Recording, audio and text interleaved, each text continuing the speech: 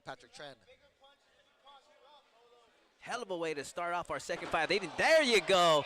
Haven't seen too many of that I'd like to see a lot more of. A slam from the closed guard for Patrick Tran. Yeah, just a little lift right there, and he's trying to slam on the back. Yeah, there we go. Going for it again. Wow. Like we in WWE, you know what I'm saying? You hear the advice from Patrick Tran's corner telling him to conserve his energy. He's burning off a lot doing those lifts. I feel you, I feel you. All right, we're back on the feet now. Let's see what's going down with the stand-up game. Little slip right there from Patrick Tran, then he rips again with the right, left, right. As a fan, though, I loved it, though. Guanli trying to use his reach advantage, trying to get back and trying to establish a jab right now. Trying to establish his jab and use that height and reach advantage, you know what I'm saying? Man, Patrick Tran is like the Terminator, just constantly moving forward, looking to see if he can land another big right. Well, that's what he's got to do right there, right? Keeping his hands up to get onto the inside position and land the shots that he needs to land. A kick from Guanli, then a boxing combination from Tran. Guanli trying to take advantage of his height and go for those flying knees, Ricky. At 5-inch reach advantage. Doesn't have to jump high to land it. Oh my goodness, ate another hard shot. Yeah, you can tell that Tran has worked that a lot. That little the slipping and then countering back again with the big shots. You know what I'm saying? He's throwing his hands in combinations, and it's working for him right now. My goodness, I've seen him smack the head back of Guanli a couple times already. Gualni's got quite the beard on him. Closing in on the final seconds of this round right there. Oh, there's that flying knee you were talking about. All right, going into a second round, we're going to see a second round. Round one in the books. I think that's a pretty easy round to score. I'd give a pretty easy advantage to Patrick Tran in that particular round. Gualni started to come alive towards the end there, but it was too little too late, as that was a solid Patrick Tran round. Arguably a 10-8 round, but I'd give him a solid 10-9. Yeah, I hear you, baby. Trying to observe the body language of both fighters in between rounds. Patrick Tran expended a lot of energy in that round, breathing very heavy, still looking sharp though. Let's see what he brings out in the second round. There we see him getting advice from the legendary Eve Edwards. Yeah, you know, once you're there in that corner, that 60 seconds is very, very important to calm yourself down and try to lower that heart rate, control your breathing, and get yourself recentered and ready to go again for the next round. Let's see what the energy system is looking like, and let's see what adjustments these fighters make coming into the second round. It's gonna be interesting.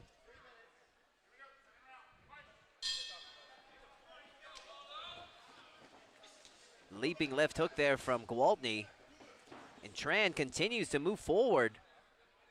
For sure, it's working for him right there. Those combinations that he's throwing. And he's just swinging away over the top, and it's paid off for him thus far.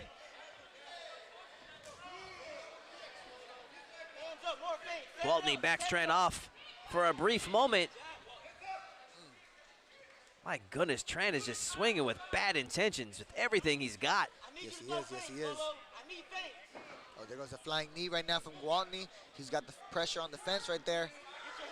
Gualni didn't land flush with that, but he's been throwing that all fight long. You can tell he's been working on that all training preparation. Yep. Gualni looking to come alive right now in the second round. He's adding a little bit more to the volume now.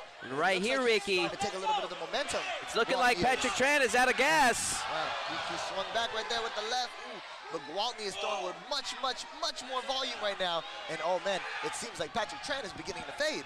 Gualni needs to not let him off the hook and finish the job right now. It's there for him. Oh my goodness. Rexrod was right about to jump in, and he does. Jumps in right now to stop the fight. Jason Gualni remains undefeated at 2-0 with a devastating TKO over the double tough Patrick Tran.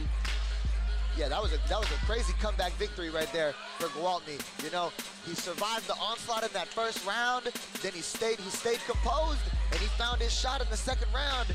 Put the pressure on him. Man, the comeback win for him, that was cool to see. I believe that all came down to conditioning, Ricky. I agree. Patrick Tran clearly won the first round, has the power to put down Jason Gualni, and had his moments But right there, faded right at the start of the second round. I remember we were talking in between rounds, and it looked like Tran was sucking a lot of wind.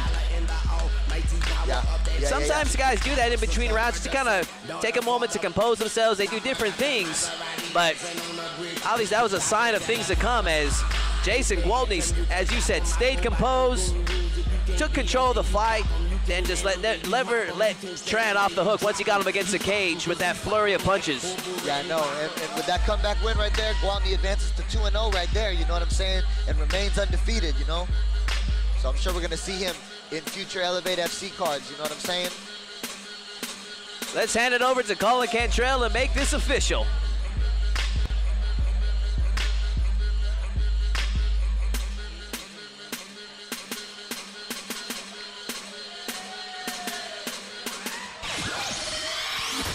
All right, ladies and gentlemen, the end comes of 1 minute, 17 seconds in round number 2. Your winner by TKO, Jason Gwaltney.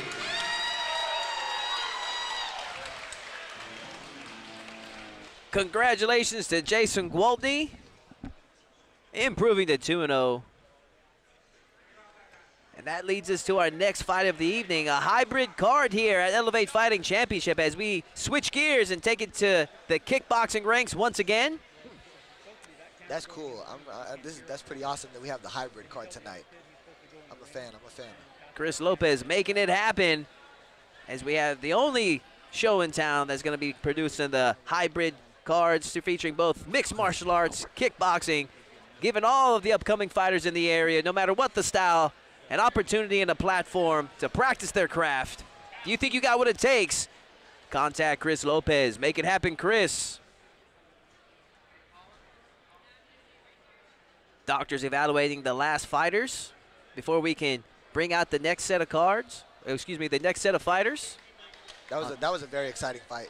That was a really good fight. Nothing better than a dramatic comeback.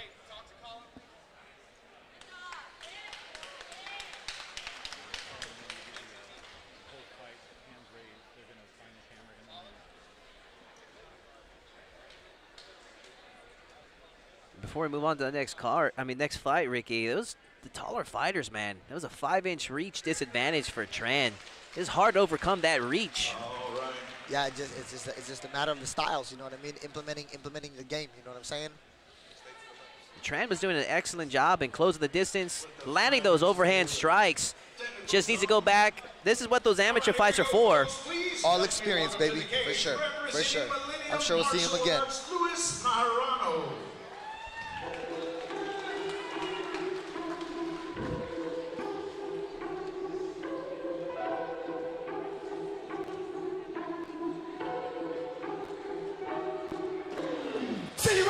The beat go. And here we have Luis Naranjo, 125 pounds, fighting out of Pasadena, Texas, representing Millennium Martial Arts, looking for his first victory here in kickboxing tonight on Elevate Fighting Championship. 125-pound division, Ricky, all speed. Very, very true. All speed, all action, baby. I'm expecting to see the fist flying, the fist of fury tonight. We're going to see it. There you see him, Luis Naranjo, ready for action. Oh, my goodness. The homie tripped right there. Oh, man, it's all good. It's all good. That happened to me one time in my second professional fight, actually. Got to shake that off and keep on going. Yes, sir. Yes, sir. And invite your friends, see bounce back on, yeah, strap them in. Look at me, everybody, I'm smiling big. On a roll right now that I can't predict. Tell me tone that down, but I can't. And now, ladies and gentlemen, his opponent makes his way to the cage, representing Prestige Boxing Club, Toyo Gonzalez. Ricky, we've already had one knockdown in this fight. Hasn't even started yet. Yeah, it's been all action right here at Elevate FC, though. First, two TKOs so far, you know what I'm saying? And here we have in the poncho, Toyo Gonzalez, representing Prestige Boxing Club, 5'5", 125 pounds, fighting out of Houston, Texas, by way of Nueva León, Mexico. So representing A great country of Mexico. You know, there's nothing but blood and guts warriors produced from Mexico when it comes to their fighters. Hopefully he'll put on a show tonight as he also looks for his first victory here tonight in kickboxing.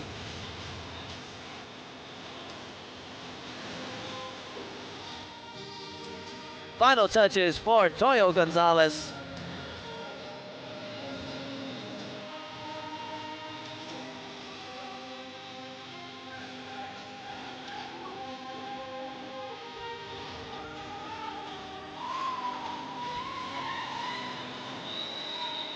Naranjo over here, he dancing, getting down to Gonzalez's walkout music right now. He's feeling the vibe. As Toyo Gonzalez is getting the finishing touches, the camera did catch the shot of Naranjo, breaking down a little bit of salsa. Yeah, but I can respect that. He's feeling it. He's loose. He's enjoying the moment. Let's see this fight. That's important, going into the fight relaxed. Toyo Gonzalez ready for action.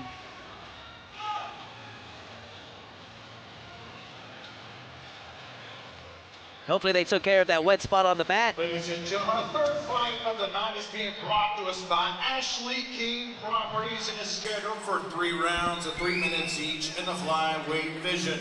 Introducing first on my left, fighting out of the blue corner. He stands 5 feet 8 inches tall, weighed in at 125 pounds. His record stands no wins against a single loss. Fighting out of Pasadena, Texas, Luis Naranjo.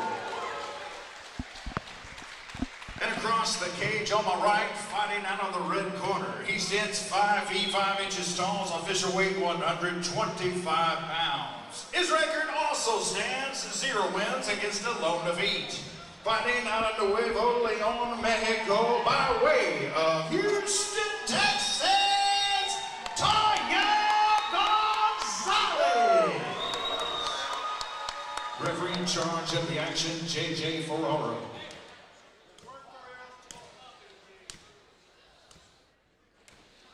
There you see him, Luis Naranjo. Toyo Gonzalez.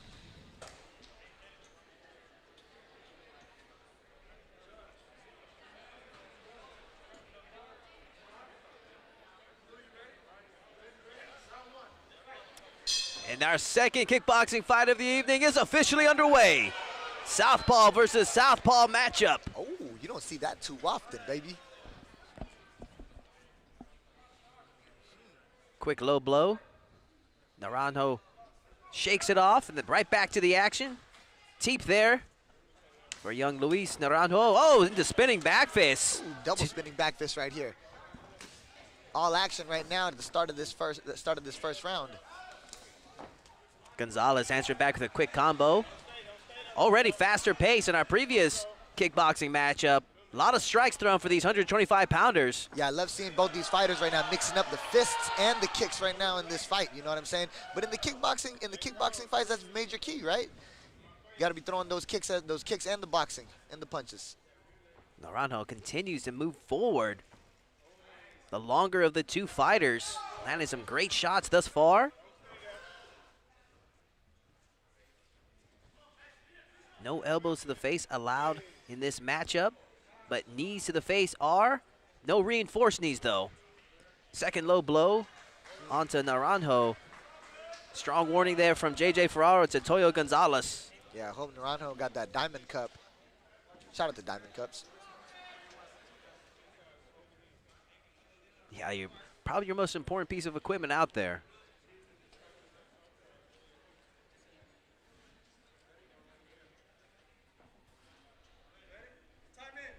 Restart of the action.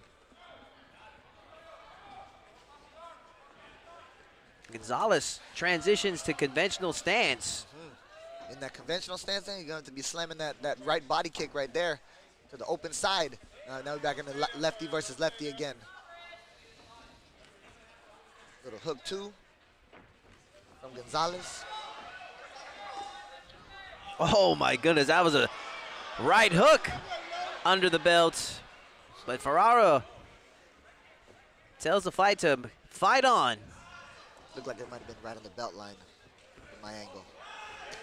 Ooh, nice left head kick right there. from Naranjo. Little four-piece combination from Gonzalez right there. Very, very great fight. Good technical fight between these two right here. Oh, wow. An exchange of kicks. Can hear the smack of the flesh on those. That's right, yeah, that bone-on-bone contact, baby. Spinning back kick to the gut there from Naranjo. Gonzalez doing a good job and not letting himself get cornered and striking his way out. But I'm very impressed with Luis's range control here and cutting off the cage for the most part. Been doing a good job in controlling the range in this fight thus far. Yeah, staying at the end of his punches and the end of his kicks right there. Really utilizing it. Now he's getting really aggressive right here. Is Luis Naranjo. Luis has been frequently moving forward, backing Gonzalez up into the cage, and then trying to land something strong.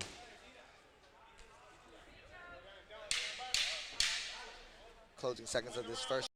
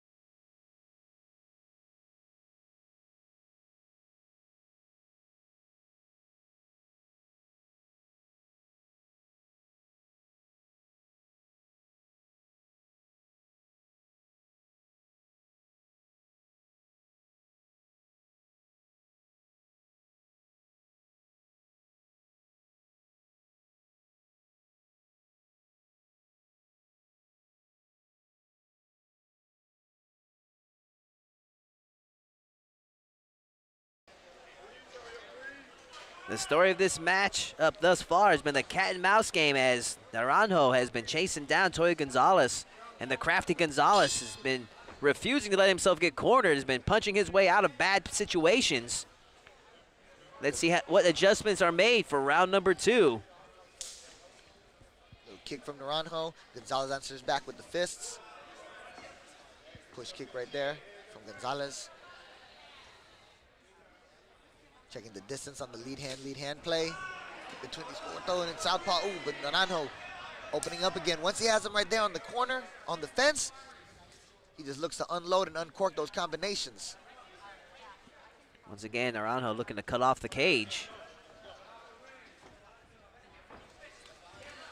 Gonzalez, very good counter striker.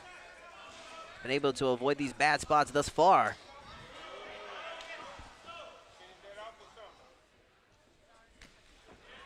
Another good boxing combination right there from Gonzalez. Sometimes after those fists, he's connecting with the fists, and sometimes in these kickboxing fights, literally just putting one more little exclamation on it, finishing those hand combos with a kick, sometimes helps out.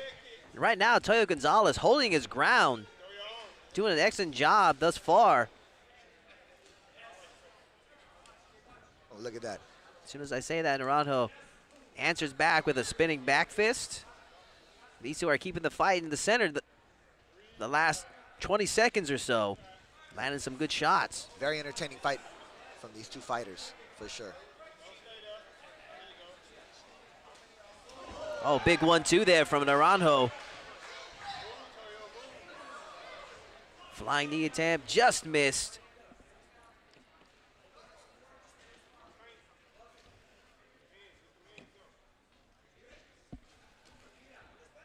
Double jab cross there from Toyo. Oh, walks right into a straight jab from Naranjo. That was a stiff one. Yeah, Naranjo is really starting to find his timing right there with that jab and the straight punches. It's really working for him right there, being the taller, longer fighter. Little step to the right, then the left cross. But then Gonzalez comes back with the body kick, and then a furious punches to the body. Now he's coming with the pressure. Now we're seeing some aggression from Gonzalez. Yeah, let's see what he can do with that. That's what he needs right now. You know what I'm saying? Especially being the shorter fighter, and in these kickboxing fights, sometimes he's got to bite down and go forward.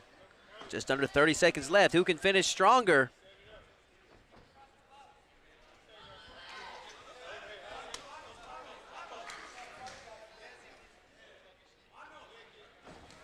Oh, big overhand left there from Naranjo. He went down to the body with the right jab, then came over the top with the left cross.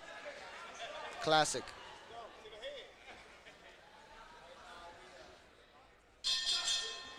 Saw more activity that round for Gonzalez, but probably the two most significant strikes I can recall is the stiff jab from Naranjo towards the end of the round, and then that overhand left.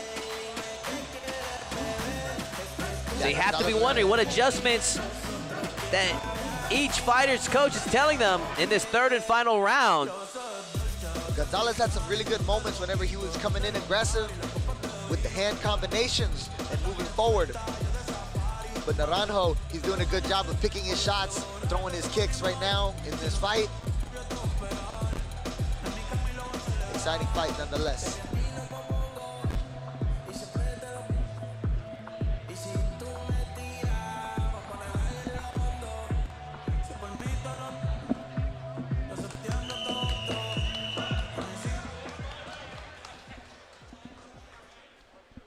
If I'm Gonzalez's coach, I'm telling him you need a stoppage in this third round to win this fight. That second round was too close to call as far as to be sitting on, assuming it'd be a 1-1 fight thus far. If anything, it's probably more 2-0 for Luis Naranjo. 3 minutes left, final round. It's time for these boys to lay it all on the line. The last 3 minutes, one more push. And Naranjo opening up the final round with a fury.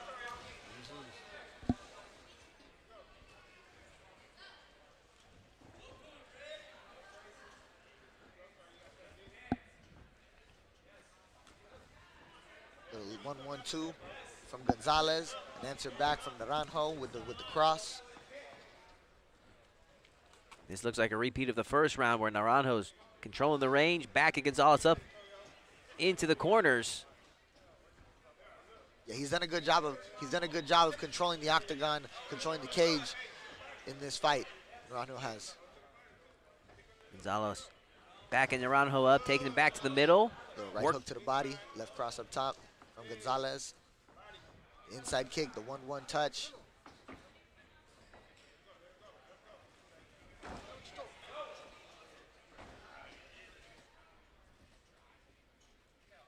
The teep attack, the double up on the right hand from Gonzalez. With 1 minute and 45 left to go. Still plenty of time to work. Looking to be our first fight of the evening. That's going to be going the distance. But anything can happen. A lot of time left.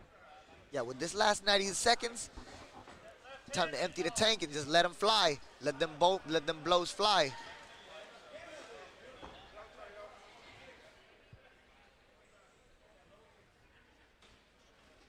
Oh my goodness. Big overhead left there from Naranjo. Yeah, that was a good combination. Oh, and he set him down. And Gonzalez is down from a body shot. Count of 6. Standing 8. Will Gonzalez continue? Looking good to go. Let's see how Naranjo responds. Slip. Stuck him with the jab right there. Another jab to the body. Naranjo coming through with some furious punches right there. Once again, second knockdown of this fight. Can Naranjo close the deal, Ricky? He's going to come out.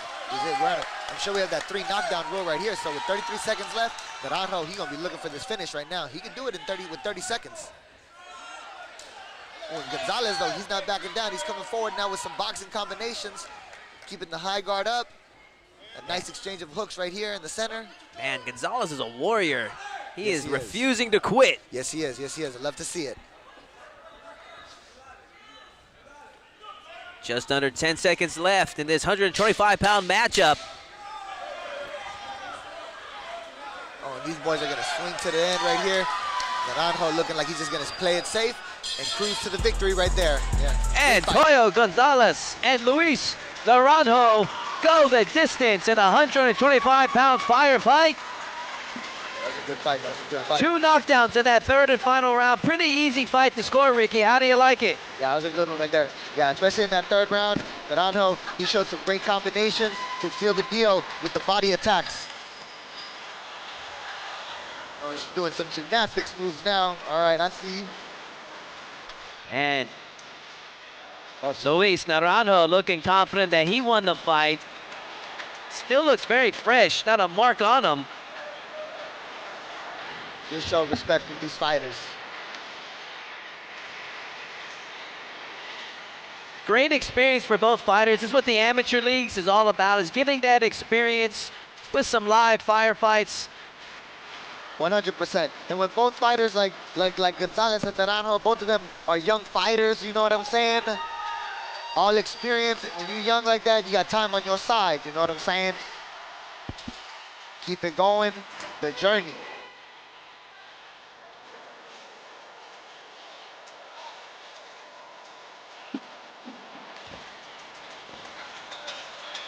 And we have our ring announcer for the evening, Colin Cantrell, making his way. Let's hand it over to him and make this official. Ladies and gentlemen, big round of applause for these two fighters. They left it all in the cage. We go to the judges' scorecards where the judges score the fight 30-26, 30-27, and 30-26. All three of your winner by unanimous decision, Luis Angel.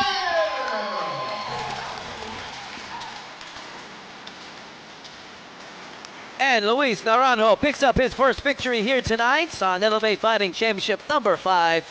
Sure we'll be seeing him and both fighters in future Elevate cards. So the victor goes the spoils. There you see him. Yeah, he fought a strong fight. Luis Naranjo did. He earned it tonight. Thank you all that are joining us here tonight on Elevate Fighting Championship. ClearLifeMedia.com. The only place where you'll see some hybrid action, mixed martial arts and kickboxing for Twist Lopez and Elevate Fighting Championship. As we switch gears once again to mixed martial arts, as we have Logan Easley taking on the volatile one, Victor Herrera.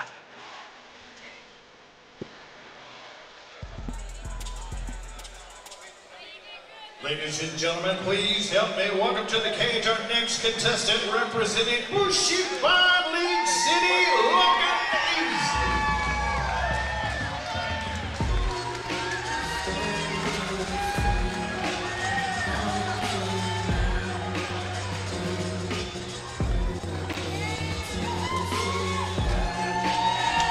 And here we have Logan Easley, 5'8", 155 pounds, representing Bushiban League City. 2 mixed martial arts fights under his belt, and even 1-1, hoping to improve to 2-1 tonight. Originally fighting out of Seabrook, Texas. But he has quite the task ahead of him as he takes on the volatile one, Victor Herrera. There we see the final touches for Logan Easley. Our first lightweight matchup of the evening, one of my favorite weight divisions, Ricky. Yeah, that's you compete at lightweight, didn't you? Back in the day? Back in the day, baby. Back in the day, let's go. 155 and 170 pounds is a good balance of styles where you got technical aspects, but you can also see some strong big man aspects that you see from the heavyweight division, all mixed into this weight division. Sir, I see what you put down, brother. There you see him, Logan Easley, ready for action.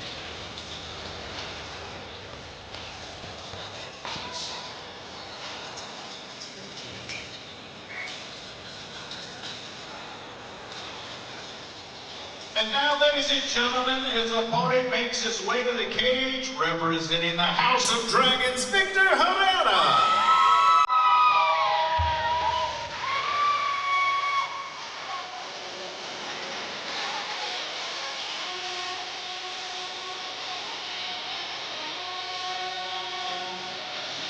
Here we have the volatile one, Victor Herrera.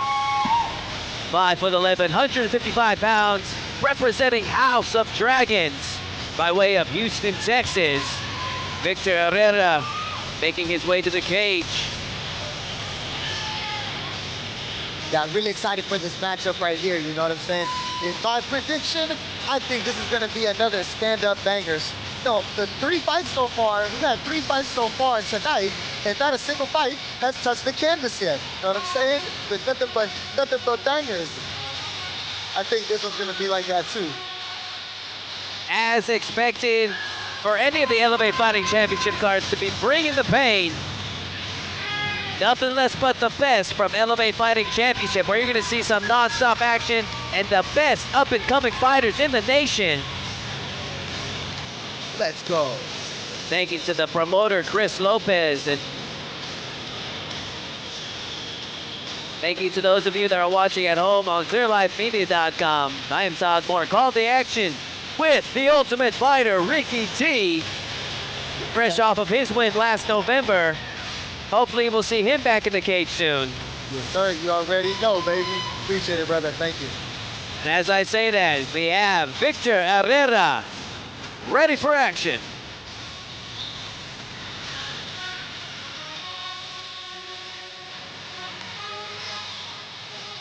Ladies and gentlemen, this is gonna be a fun fight. It's being brought to us by Mitchell Roofing and Exteriors in a schedule for 3 rounds of 3 minutes each in the Elevate FC lightweight division. Introducing first, on my left, fighting out of the blue corner. He stands 5 feet 11 inches tall. He weighed in at 155 pounds. His record stands 1 win against 2 defeats. Fighting out of Houston, Texas, the always fun Volatile One, Victor Herrera! And across the cage on my right, fighting out of the red corner. He stands 5 feet 8 inches tall, weighed in at 155 pounds. His record stands 1 win against 1 defeat. Fighting out of Seabrook, Texas, by way of League City, Texas, Logan Steezy Easley. Referee in charge of the action, Daniel Guevara. Logan Easley, the Volatile One, Victor Herrera. And this fight is officially underway. Both fighters conventional stance. Herrera in the purple, Easley. And here we have our first takedown of the night from Easley. Oh, and he's already looking to take the back right here. Our first grappling exchange right now. Easley in the purple trunks, ladies and gentlemen, going for the rear naked choke. Can he finish it? Oh, this choke is looking very, very deep right now. This is early on. Yes, sir. They're still dry right now, too. Herrera's going to have to look to fight the top hand, and that's what he's doing right now. He's peeling, fighting the hands, and he survives it for now. You know what I'm saying? Oh, and now he's moving that arm across to the other side right now, showing some back defense right here. Herrera doing a good job in preventing the choke. Now he's got the problem of dealing with Easley on his back. Can he shake him off? Yeah, easily making those adjustments little by little right there. Staying on the back. Applying that grappling right here. Easley riding a little high. Herrera able to backdoor out. That was a good move. That was a good move right there from Herrera, staying calm to get out of that bad position. And now he looks like he's on top now, looking to rain down some shots. Looking if he can answer back. He's got to be careful though, because he ran into a couple of up kicks. But now, as the roles have reversed, as Herrera's the one with a little bit of a back take. Well, you know, the Volatile One, when he comes to throw bombs, and he throws, and he's throwing with bad intentions. Herrera is. And these two are up on their feet, throwing down, as ordered earlier. We were anticipating a firefight. And a big right hand landed by Herrera right here, as he also is using the fence to control the positioning right here. And this is where he's strong right here, throwing that right hand, little push off right there.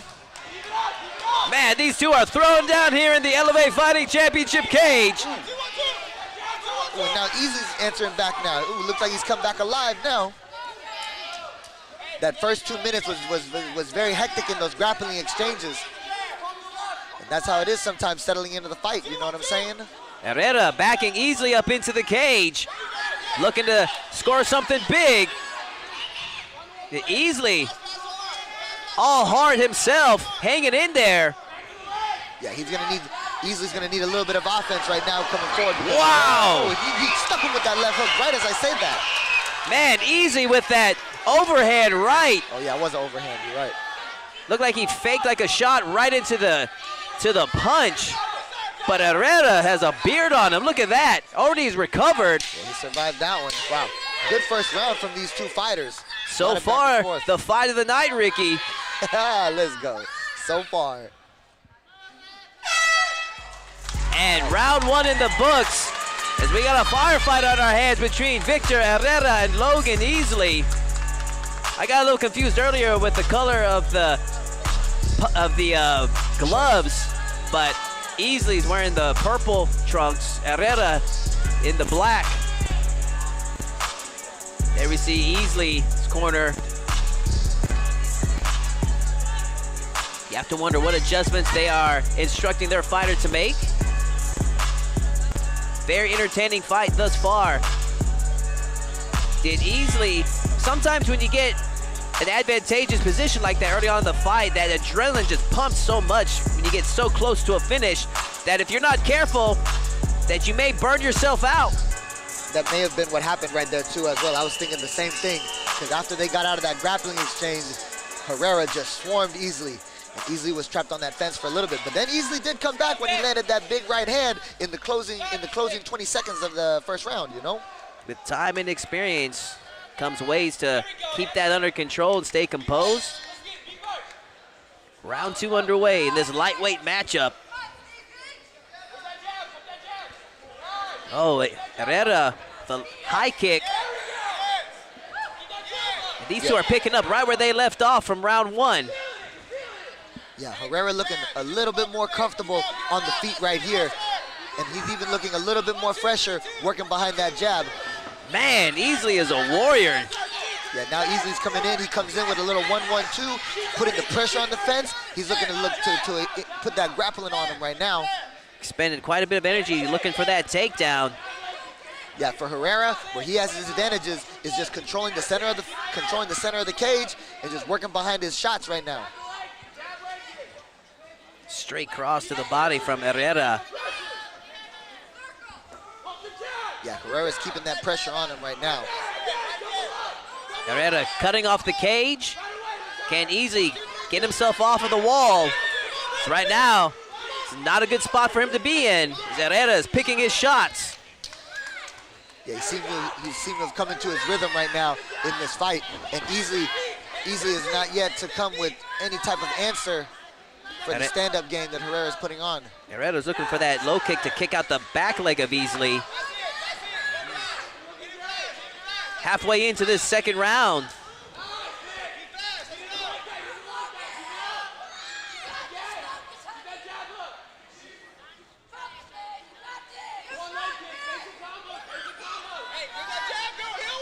Big 1-2 there from Herrera, and Easy goes low, see if he can complete this shot.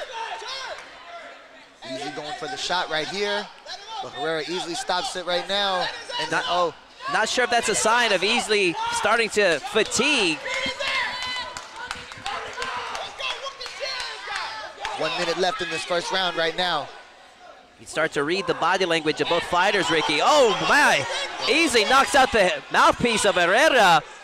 Referee Danielle G, letting the fight go on. She's looking for a possible point that she can break the fight. Let's get that mouthpiece back in if she's noticed. Right now they're in the middle of a solid flurry, so she's gonna let the fight continue on. I don't think the ref has noticed that the mouthpiece fell on the floor, truthfully. But Herrera, he don't care. He's literally just banging with the big kicks, the 1-2, the head kick. Another right hand from Herrera, and he's just controlling the fight right now as he's got Easley on the fence. Herrera with the momentum on his side. Short time left in this round. I like it how the referee, Danielle G, has just let the fight continue, because there's been some solid action in this last 30 seconds. Yes, I can appreciate that for sure as well. Easy coming back with the hook uppercut right now.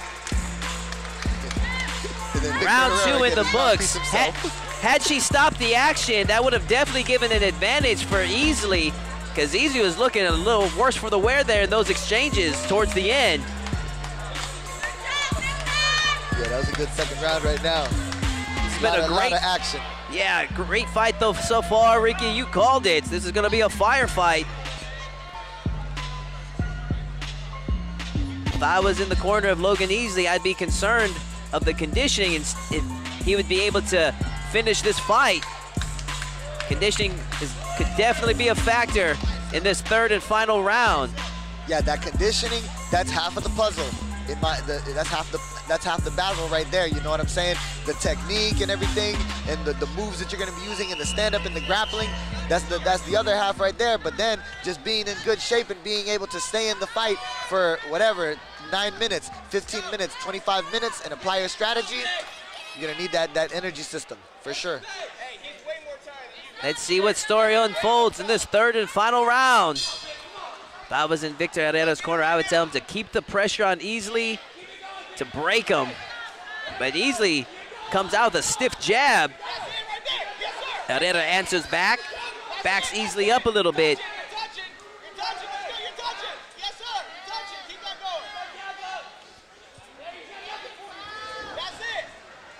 Diving strike there from Herrera. Herrera looking to pick his shots. Yes, he is, and he's right back in the same position where he wanted him, picking up where he left off in the second round right now, you know? Once again, cutting off the cage on Easley.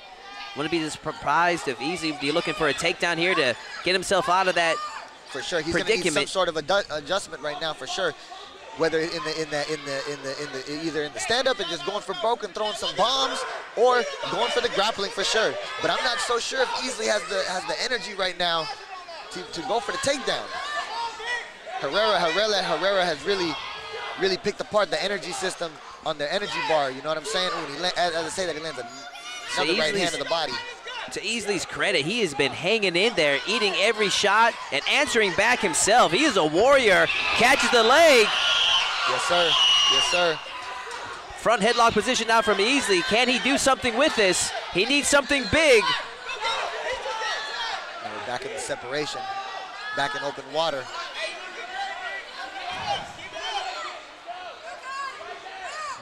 About 80 seconds left in this third and final round between Herrera and Easley. And here comes Easley coming forward with a little 4-punch combination.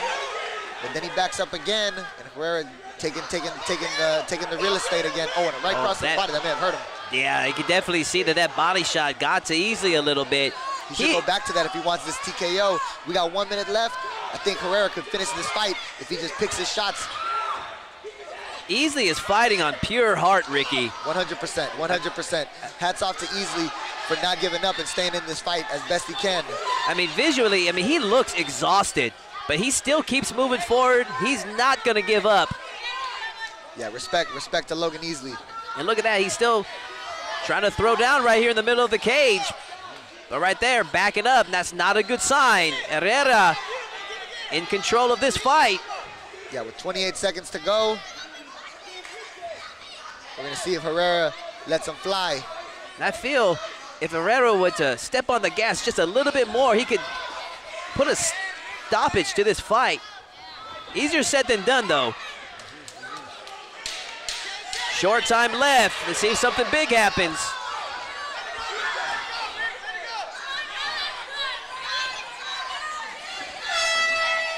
They're gonna swing it out to the bell, baby. Victor Herrera and Logan Easley go the distance here tonight on Elevate Fighting Championship. Heck of a performance from Victor Herrera and an awesome display of heart from Logan Easley. Yeah, that was a great fight. That was a great fight. Respect to both fighters, for sure. Pretty easy fight to call, Ricky. I think I give a pretty solid edge to the volatile one, Victor Herrera, in picking up the decision on that fight. Yeah, he had the momentum the whole fight, it looked like, you know what I'm saying? He was picking his shots, you know. He did a good job of weathering that early storm when he got his back taken in that first minute, you know what I'm saying? And after that, it looked like it was one-way traffic on the stand-up exchange. He was controlling the cage the whole time, picking his shots with the fists and with the kicks. Good performance right there from Victor Herrera. Yeah, first round was Easley's best round. After that, it was all Victor Herrera in full control. And thus far, been our best fight of the night. Very action-packed. Oh, and we just getting started, baby. We are just getting started. Yep. 4 fights down, 7 to go. Excuse me. 8 fights to go as we have 12 fights scheduled for here tonight. That's what's up, bro. Hey, I'm having a good time, baby. Let's go. Ladies and gentlemen, I told you it'd be a good fight. Give a round of applause to show appreciation, please. We go to the judges' scorecards. All 3 judges score the fight the same, 30-27 for your winner by unanimous decision. The always fun volatile one, Victor Herrera. Congratulations go to Victor Herrera. We're going to take a 10-minute intermission. We'll see you back here in 10 minutes. Stay with us, ladies and gentlemen. We will be back in 10 minutes. All right, you heard it right, folks. 10-minute intermission. Make sure you take your time to go use the restroom. Get to the bar, get you something to drink, get you something to eat. 10 minutes, and we are right back at it. Let's go.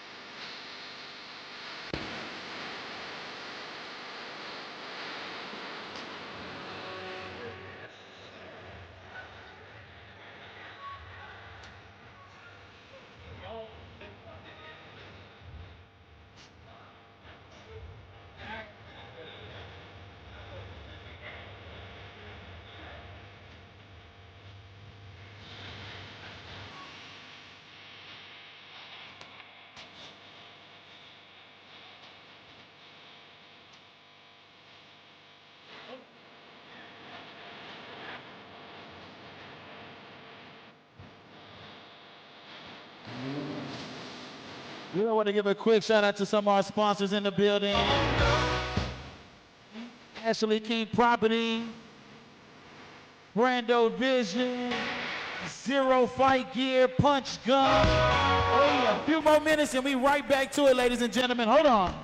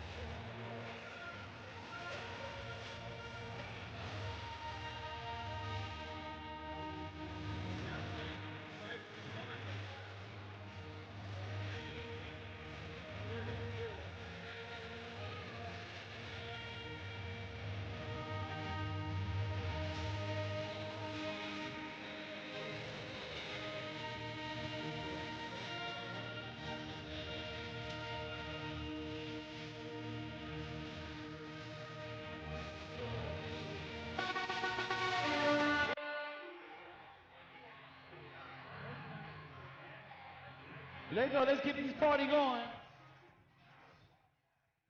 Let's go. Only a few minutes left before we get back to the fight. Few minutes left, fighters.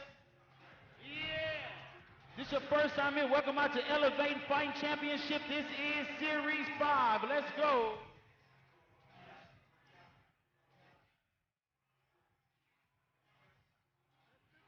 Shout out to all my bartenders over there handling up. Bartenders, make sure you take care of them. A few more minutes and we back to it. Let's go, ladies.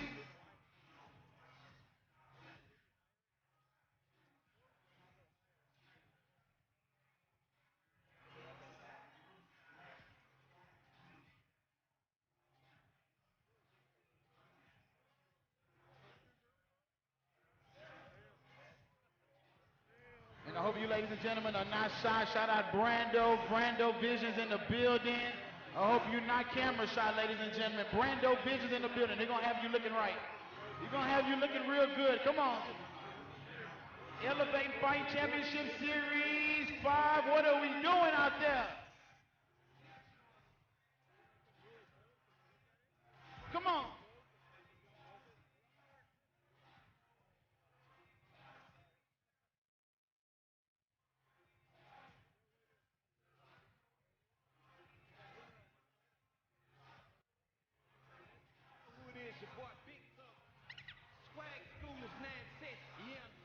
Let's go. Get money, we gon' get money. Them boys fresh, but they not this stunning. When I walk by, even smell like money. Come on. Dope man clean, not the damn stain on me.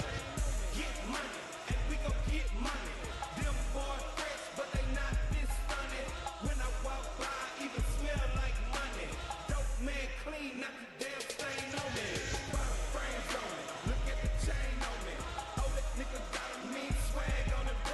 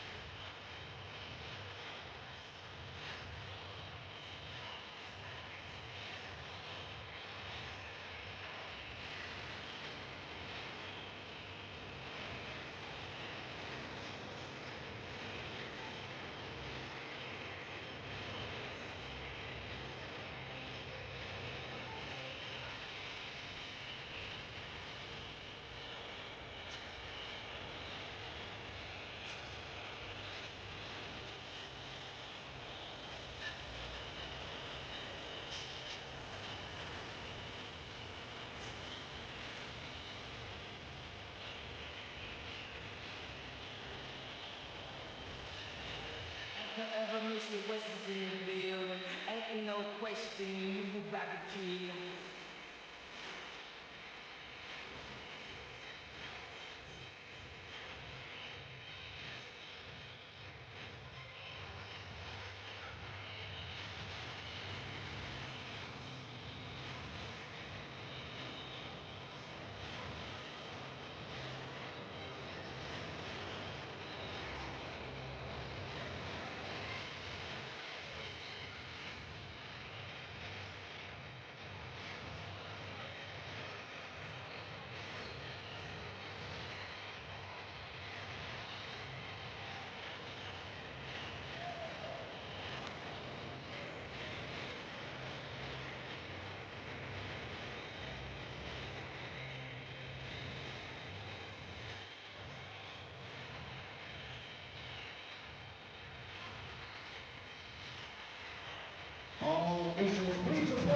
slide. All officials, please report your cage slide.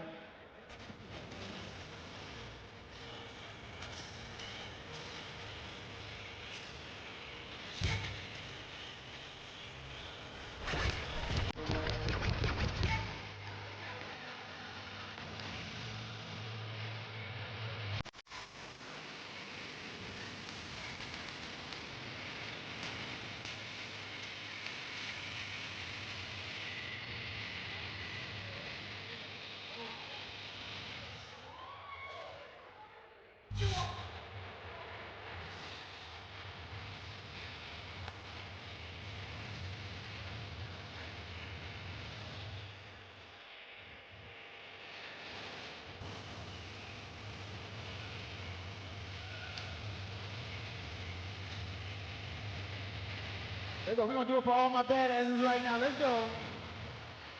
ULH Event Center Elevate Fight Championship Series 5. Come on.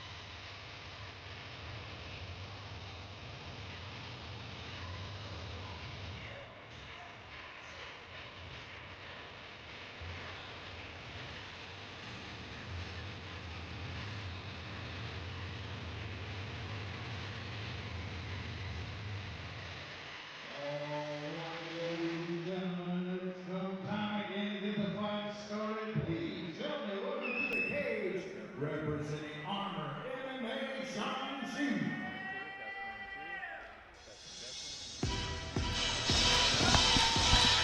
All right, we are back, ladies and gentlemen, for some mixed martial arts action here at the ULH Event Center, Elevate Fighting Championship number 5. I am Todd Moore, calling the action here with Ricky T. And real quick, we want to apologize for earlier for some of the technical difficulties we had for the first fight, but you can catch all the fights on demand on clearlifemedia.com. And right now, we got Sean Shee making his way to the cage, 5'3", 115 pounds, fighting out of Houston, Texas, representing Armor MMA. And Ricky T, how have you been liking the action thus far here tonight? Yo, it's been nothing but action-packed fights in the MMA and in the kickboxing. But you know they always delivering here on Elevate FC, so I'm enjoying myself, brother. Promoter Chris Lopez producing nothing less but the best here at Elevate Fighting Championship. We've had a great card thus far, a hybrid card, both kickboxing and mixed martial arts action. The only place that you'll see that type of action is right here on Elevate Fighting Championship. We're about to catch ourselves a 115-pound matchup as we see the final touches for Sean Shee making his MMA debut. There you see him, the man himself, Sean Shee, ready for action.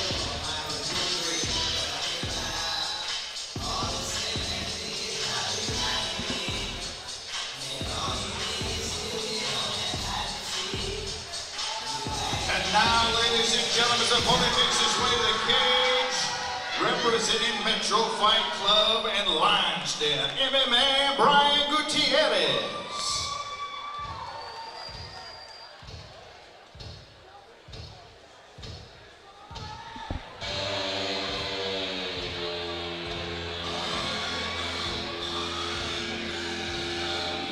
There we have, coming out to the Iron Man soundtrack, Brandon Gutierrez, representing both Metro Fight Club and Lions Den MMA. Man, it's been a while since I've heard that, Jim. 5'5", 115 pounds, fighting out of Houston, Texas. Lions Den, we're going way back with that, aren't we, Ricky? Yeah, shout out to the boys, the legend Ken Shamrock. You know what I'm saying?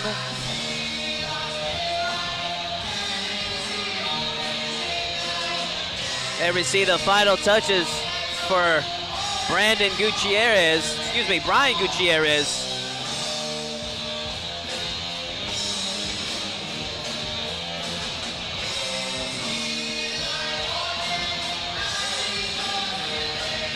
So if you thought the 125-pound division was lightning fast, this 115-pound division, man, you had better not blink. Yeah, I'm really excited for this matchup, actually. Let's see what happens. There we see him, Brian Gutierrez, ready for action. Man, Gutierrez, he's looking super young, bro. This guy, he's probably 18. Did he have to get his mom to sign to sign and get him in here? You know what I'm saying? It's like a young 17. Ricky T. The match being brought to us by the official law firm of Elevate FC, Danuna Law Firm. This fight is scheduled for 3 rounds, a 3-minute each. In the Elevate FC strawweight division, introducing first on my left, fighting out of the blue corner. He stands 5 feet 5 inches tall, official weight 115 pounds. He's making his debut this evening and fighting out of Houston, Texas, Brian Gutierrez. And across the cage on the right, fighting out of the red corner. He stands 5 feet 3 inches tall, official weight 115 pounds. Also making his debut this evening, fighting out of San Jose, California, by way of Houston, Texas, Sean Shee. Referee in charge of the action, JJ Ferraro. Man, Ricky, you know you're in for a good fight when during the intro, both fighters just like a ball of energy. They just could not stop shadowboxing. Yeah, these guys might be ready to bang it out right here.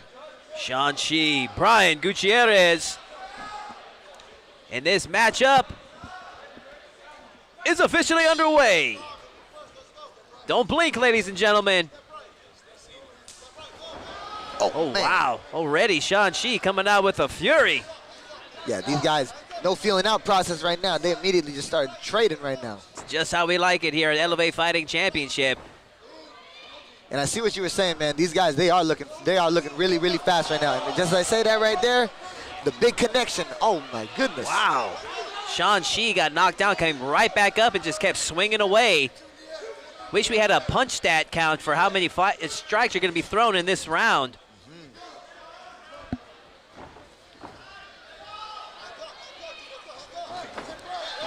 Oh, Shee right here, closing the distance. Getting a little takedown here, but then a reversal right now. Gutierrez now in the front headlock position. What a scramble. Ooh, a little kick on the break right now. I love to see that technique right there. Man, both fighters have not settled down just yet. They're just wired out there. Yeah, ferocious start to this first round right now.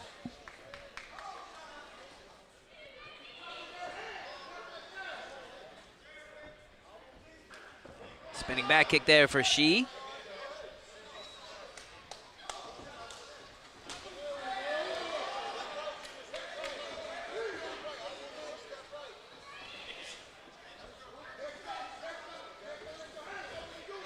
Halfway into this opening round. And right now, both fighters are starting to settle into a pace. That opening minute was just a ball of strikes and scrambles. Yeah, they came out hard that first minute. Now they're starting to settle in a little bit into that fight, picking their shots out. Both fighters making their MMA debut here tonight, so they got something to prove. Oh yeah, it's their debut as well, huh? After that ferocious start to the fight, now they're in here 2 minutes in, and now they're in the real fight now. Both of them, their first fights ever in MMA. It's going to be interesting to see how they control the pacing of the fight. You can blow out all of your energy in that first minute, but the 115-pounders have been known to just go from beginning to end at the same pace. So let's see if that holds true for these two young amateurs.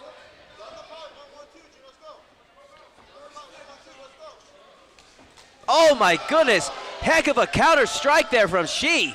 Yeah, he landed big with that right hand, little pullback, then he countered back with that right hand. Ooh, but they both land right here. Oh, ooh, quick. And then the knockdown with the left hook right there from Shee. Then he kind of left him off the hook now. Gutierrez look unfazed. I don't even think Gutierrez sat on his seat. He just popped up from his hands. I see. Closing seconds. Who's going to leave a lasting impression? Oh, man. And referee J.J. Ferraro steps in at the end of the round. None of us heard the bell, but luckily the referee did. That's the man you got to listen to. Very true. Ferraro, a great referee. Yeah, very experienced referee, especially in Muay Thai in this area. One of the notable Muay Thai coaches and heads of the commission here for Muay Thai. There we see young Gutierrez getting some instructions from his corner. Ricky, how would you score that first round? Man, it was a very, very close first round. You know what I'm saying? And they were both throwing their shots. I guess I would give it to Sean Shi, just because at the end it seemed like he landed maybe one or two more bigger shots, and then he also ended with the control of the cage, having Gutierrez pressed up against the wall whenever Shi was throwing his final combinations in the closing 10 seconds. Interesting. I would have to agree with you there. Give it a slight edge to Shi. We'll see how Gutierrez responds in this second round. What adjustments that he'll make.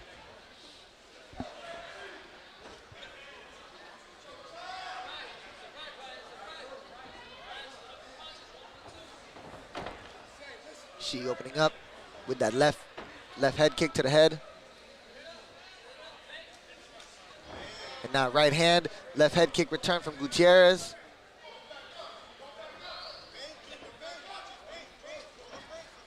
Both fighters really respecting each other right now in the center of the cage.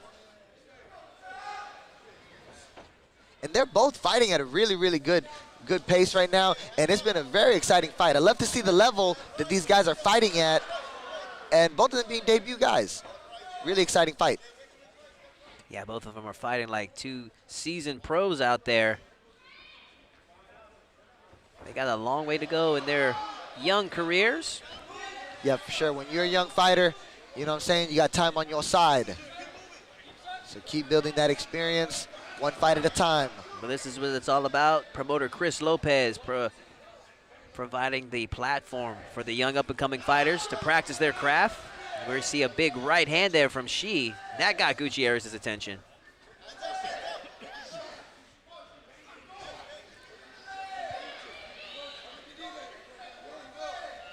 Inside leg kick from Shi. Yeah, he's mixing it up his levels with that left kick, going down to the inside, then going upstairs with the left kick is Sean Shi. Both fighters are fighting this round at a much more paced rate than they did at the opening stanza. Yeah, they were just swinging away and just going for it. Yeah, this second round could still be up for grabs, but just as I say that, Sean Shi lands a big right hand, but Gutierrez unfazed.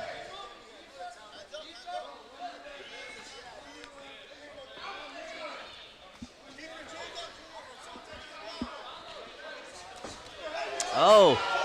Ooh, a little slip and a rip with the right hand right there from Sean Shi, and he connects on the chin. Gutierrez with a takedown attempt, but Shi was able to shake it off. And see some excellent counter-striking from Shi. Yeah, that one that he caught him with, he rolled under the punch and then countered back with the right hand. 30 seconds left in this second round. Wow, that kick looked like it grazed the face of Gutierrez. Yeah, these guys are just swinging right now. The low kick from Sean Shi, another low kick back from Gutierrez. Kick battle between these two 15-pounders, 115, excuse me. Superman punch.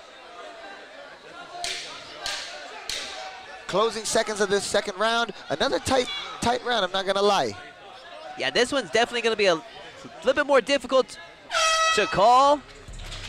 If I was in the judge's seat, I'd still give a slight edge to Shi. He was landing the bigger shots, basically, you know what I'm saying? But I'm glad that I'm not a judge. I'm just over here being a commentator. Yeah, we got the best seats in the house here at the ULH Event Center. Chris Lopez's Elevate Fighting Championship. I am Todd Moore. Call the action here with the Ultimate Fighter, Ricky T. Oh, man, hey, I never get tired of hearing the boys say that one, baby. Man, we are enjoying some great night of fights here on a hot summer night here in Houston, Texas. Oh yeah, it'd be hot out here, baby. Right now, it's going to be interesting to see how the fighters come out in this third and final round. If I was Gutierrez's coaches, I'd be telling them, look, you got to leave it all in the cage right now. I agree. Leave it all in the cage, leave no doubt. Because these rounds have been too close to call. Yeah, Gutierrez, he might need a punch to connect right on the chin. He may need a finish. But I'm not a judge, like I was saying. This fight could be going either way, or it could be for Shin-Shi. We'll see what's going on right now. And let me say that right now. Little combination. Oh, and a jumping kick. She's on the floor. Oh, my goodness. He has a great scramble. Man, she missed the kick, did a backwards roll, and then finished with a double leg on top. Yeah, that was a great scramble right there. These are the type of crazy scrambles that you see at the 115-pound division. And right now, she enjoying top position as he rains away some punches. Going for the back now. Can he secure that second hook? Still in a great position, though.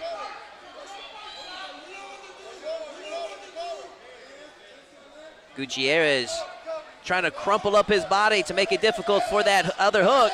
And as I say that, he does a good job in scrambling and threatening now with the guillotine choke. Can he finish this?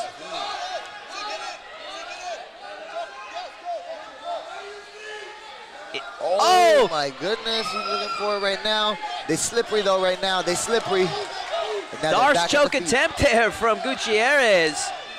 Man, crazy scramble that was advantageous to Shi as he slipped out of that submission attempt. Yeah, that was some great grappling in that exchange right there. And now that's the thing too. Now after you know you go from striking to like a hard grapple, then you got to go back to striking again. That's when it really hits that energy system right there. This is something that Gutierrez will go back and check out the tape and see if the gamble he took with that submission attempt was worth it, because that took Shi in position where she's back in the center of the cage. And right now she's looking like the fresher. Shin-Shi is looking like the fresher fighter at the moment. And he had Shi in trouble there, or at least some concern with some of that front headlock positions that he was threatening him with. For sure. Shi now looking to take back control of this round as we have just under a minute left of this 115-pound shootout.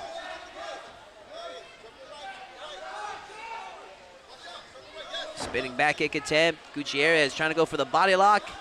Back to the center they go.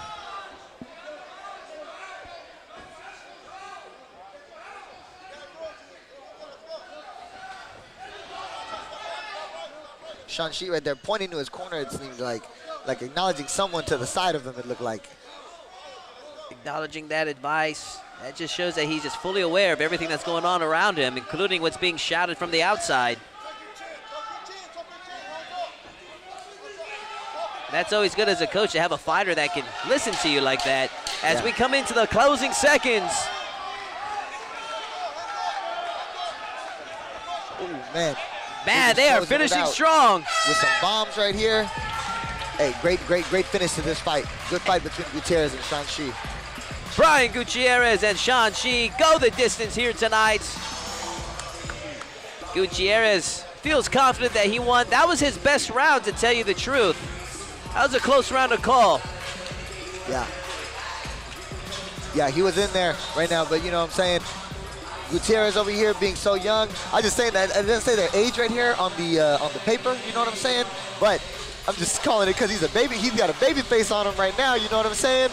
And him being a young fighter, you know what I'm saying? He got a long future ahead of him, you know what I'm saying, in this sport.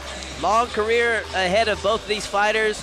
I give Brian Gutierrez that final round for the submission attempts, but might have been too little too late, as I gave the first two to Shin-Shi. We shall see what the official judges' scores are, as my opinion ain't gonna count for nothing when it comes to the final decision. But we anxiously await to see what the final scores were. Looking forward to seeing both of these fighters in future Elevate Fighting Championships as they put on quite the shootout here tonight. Yeah, that was a great fight. That was a great fight between these two fighters. 5 fights down, 7 to go here tonight on a hot Houston night. As we have our ring announcer, Colin Cantrell, making his way to the cage.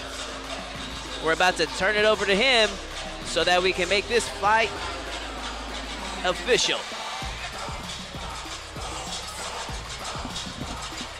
Let's hand it over to Colin.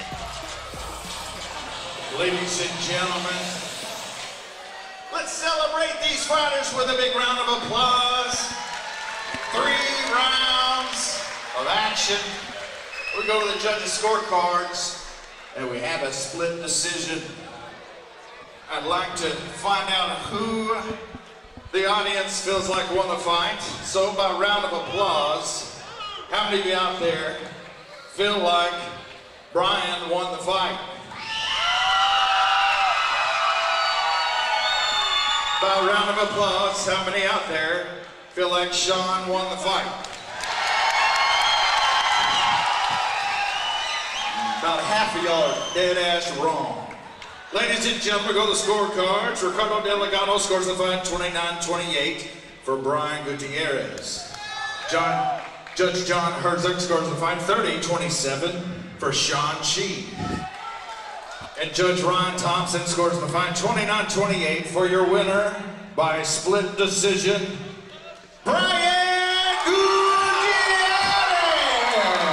And Brian Gutierrez wins his mixed martial arts debut. And that was a very appropriate split decision, razor thin. Yeah, that was a great fight. That was a great fight between these two fighters, you know what I'm saying? And that's what I was telling you. That's why I'm glad that I'm just here, not as a judge. But, well, he fought hard for that one right there, you know what I'm saying? Close fight, gets the split decision. Congratulations to Brian Gutierrez, proving me wrong there. And a great fight, great debut, and I'm sure we're going to be seeing a lot more of him in future Elevate Fighting Championships. Great fight, Ricky. I'd probably argue that one to be fight of the night thus far. Yeah, that was a banger. These guys came in to deliver for sure.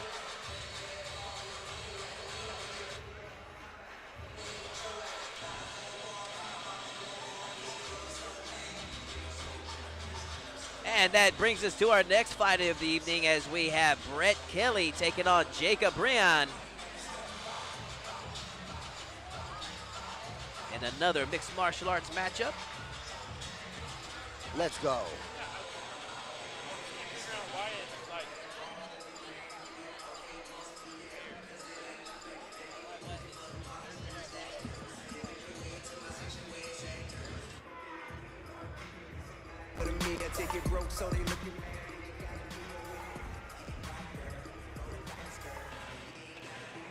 Alright, ladies and gentlemen, please help me welcome to the cage representing the Texas Striking Academy, Jacob Brian. Come on, man.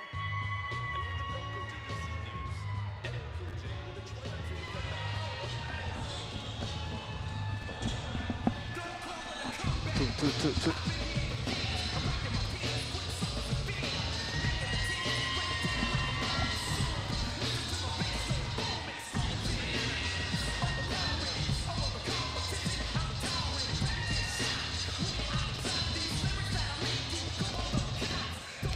And here we have Jacob Brian making his way to the cage. 125 pounds, representing Texas Striking Academy. As he's taking on the double tough Brett Kelly. Halfway into tonight's card, it's a great night of fights here for Elevate Fighting Championship number 5. I am Todd Moore, calling the action here with Ricky T. Great night of fights so far, huh, Ricky? Yeah, these fights have been great, brother. I've really been enjoying them. All the fighters coming out, they came out and they're delivering for sure. We've had everything from knockouts to close decisions. We just had our first split decision of the evening. We had Brian Gutierrez taking on the double tough Sean Chi. And right now, Jacob Brian prepared for battle as he's ready to take on Brett Kelly.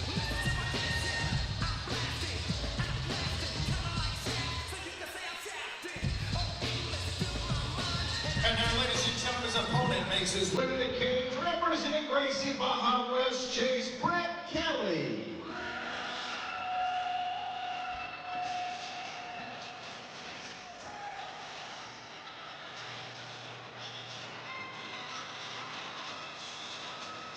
There we have Brett Kelly, 5'4", 125 pounds, representing Gracie Baja West Chase. 1-0 in his young mixed martial arts career. Yeah, Brett Kelly over here representing Gracie Baja West Chase. That's a really accomplished Brazilian Jiu-Jitsu Academy. Gracie Baja West Chase is. So let's see if he can come out there. See if he comes out here and try to implement some of that Jiu-Jitsu game. But we'll see.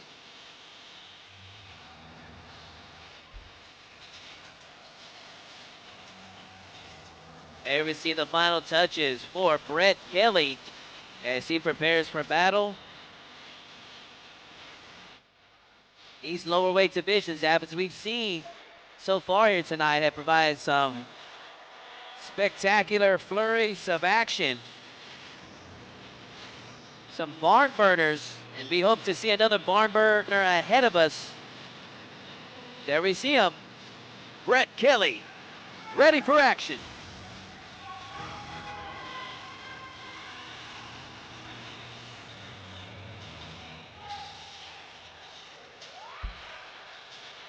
All right, ladies and gentlemen, our sixth fight tonight's being brought to us by Valley Auto Insurance. It is scheduled for 3 rounds of 3 minutes each in the LMAFC flyweight division.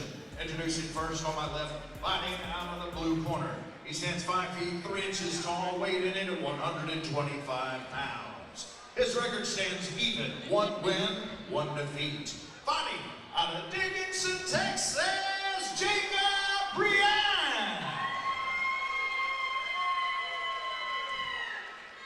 And across the cage on my right, fighting out of the red corner. He stands 5 feet 4 inches tall, official weight 125 pounds. His record is unblemished, 1 win, no defeats.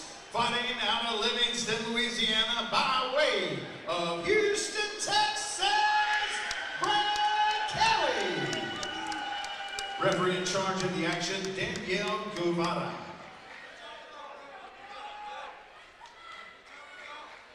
Jacob Briand, Brett Kelly, and this fight is officially underway. Wow, already Briand comes out of blazing. Yes, he did. He came out furious right there, and they just collided right in the center. Wasting no time with the side kick. Briand fighting out of the southpaw stance. Very unorthodox style here thus far displayed by Briand. Yeah. A lot of bounce right now. A lot of bounce between it. When he Oh! with the right hand, Briand connected. He has definitely got the attention of Brett Kelly thus far. Yep. After that connection, though, Kelly had to go ahead and close the distance, clinch him up for a little bit right now. Ooh, working some knees now to the belly. He's got the cage control, trying to clear out some of the cobwebs, but he's looking like he's back in it again. Kelly coming with the clinch. Landing some vicious body knees. See, he's about to take down Briand to the ground. Looking for that body lock trip. That's where that cage can become a hindrance for the person working for the takedown. Yeah, they say that cage, it could be your best friend, or that cage could be your worst enemy also. Just depends on how you're using the tool. Briand doing a good job at that wizard and making some space. And now we see him in on the takedown. Let's see if it pays off for him. And it does. Big double leg takedown for Briand. Yeah, once he got his hands locked up together right there, that was an easy lift and a good delivery down to the floor for Briand. Now he's got this top position in the guard. See how he enjoys it. Kelly opting not to close his guard right now. And Briand just staying in place to see what he plans to do with this. As he tries to take a hop over to side control. Yeah, Kelly coming over here. He's looking for this double overhook from the butterfly guard right now. Trying to create some elevation, but now he's back in the closed guard now. This right here, let's see if Briand can lay some ground and pounds on Brett Kelly. Needs to be careful. This is where the referees start to observe closely, and if there's no action, they will restart the matchup. That's why you got to be consistently active if you're in that closed guard position. Some referees will let you sit there longer than others. Yeah, for me personally, just for me personally, in my own opinion, you know, I've always been a fan of just letting the fight play out how it plays out. You know what I'm saying? With minimal referee interruptions. You know what I'm saying? If they're in the position, and even if it's slow a little bit, you know, I always felt like it was the duty of the fighter to get out of the position if you don't like it.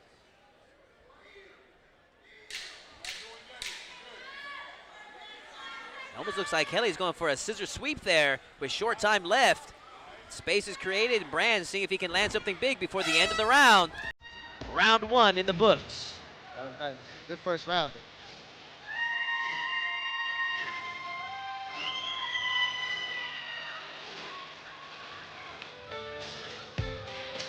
To start that round off, Brienne starts off very unorthodox, landed some big shots that got the attention of Kelly. Kelly came back with his own solid shots to the body with his knee. Give a slight edge to Brienne in that particular round. I agree.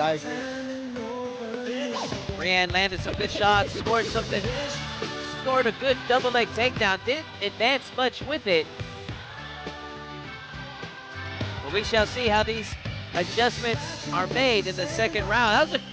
That was felt like a fast first round to me.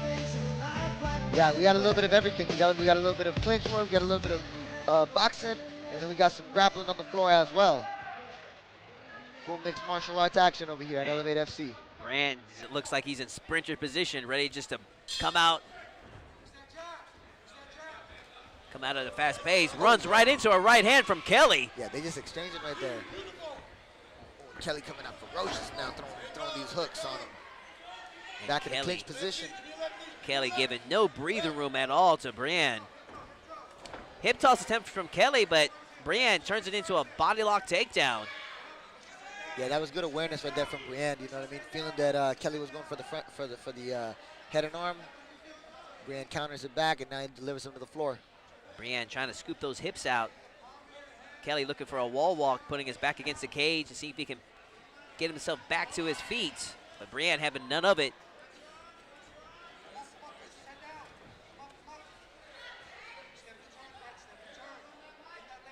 Kelly working hard for the high single, transitioning to the double leg. Can he put him back on the floor? And he does, but he's in an arm-in guillotine. That one looks pretty deep there, Rick. Oh my goodness! Brett Kelly improves to 2-0 with a huge guillotine submission. Yeah, that was a beautiful guillotine, you know what I'm saying? Like I said at the beginning of the fight, you know, Gracie Barr West Chase, they're great grappling, they're a great jiu-jitsu academy like that. And Kelly, he showed that Brazilian jiu-jitsu right there coming with that arm-in guillotine. That was tight, that was very tight. And to finish an arm-in guillotine takes just exact precision, because you have that arm in. They're typically done when you have both arms in front under the chin, but that took high-level skill on Brett Kelly's part to finish that guillotine choke. Yeah, you know he practices that move a lot, you know what I'm saying? And he executed his game plan, executed his move set to the T, and he found the technique that he needed to get the fight done. You can Well tell for him. he's well schooled in his submissions from Gracie Baja West Chase. I believe that's head by Professor Upiano, if I'm not mistaken. Great finish to an exciting fight. I think that's our first submission of the night. Yes, that was. Yes, that was. Let's hand it over to Colin Cantrell and make it official. Ladies and gentlemen, 1 minute, 1 second in round number 2, your winner by guillotine choke, Brett Kelly. Congratulations to Brett Kelly.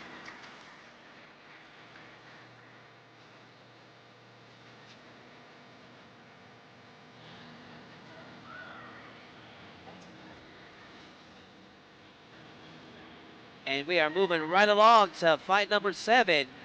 As we're going to switch gears, Ricky, to kickboxing. Is once again, only here at Elevate Fighting Championship will you see this type of action. Hybrid card here tonight as we got both MMA and kickboxing, as we have Juan Enriquez taking on Chris Tovar. You are very familiar with Juan Enriquez. Yeah, I'm really excited for this fight. Juan Enriquez, he's one of my teammates. We've trained together for many, many, many years. You know what I'm saying? So I'm excited to see this matchup between Juan Enriquez and Chris Tovar.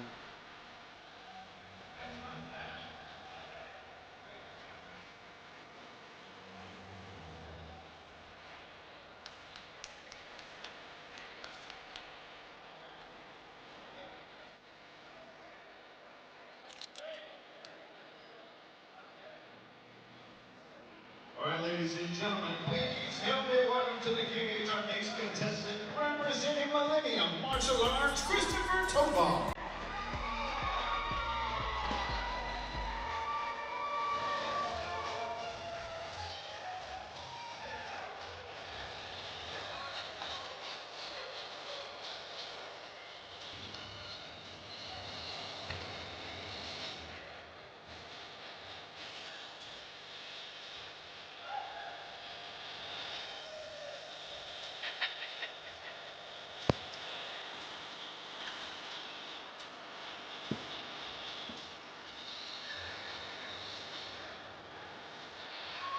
And here we have, representing Millennium Martial Arts, Chris Tovar. 5'11", 155 pounds.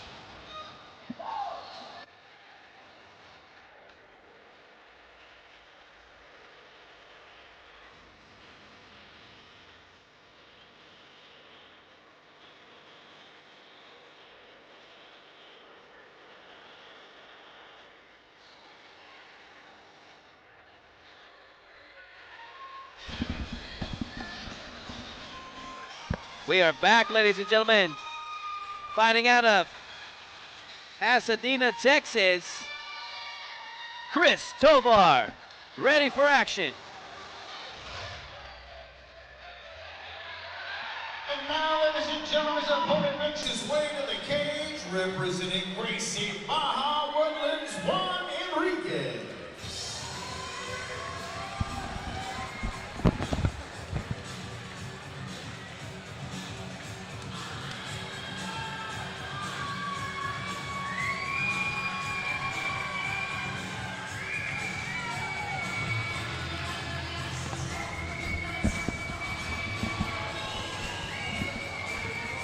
And here we have Juan Enriquez, 5'10", 155 pounds, representing Gracie Baja, the Woodlands.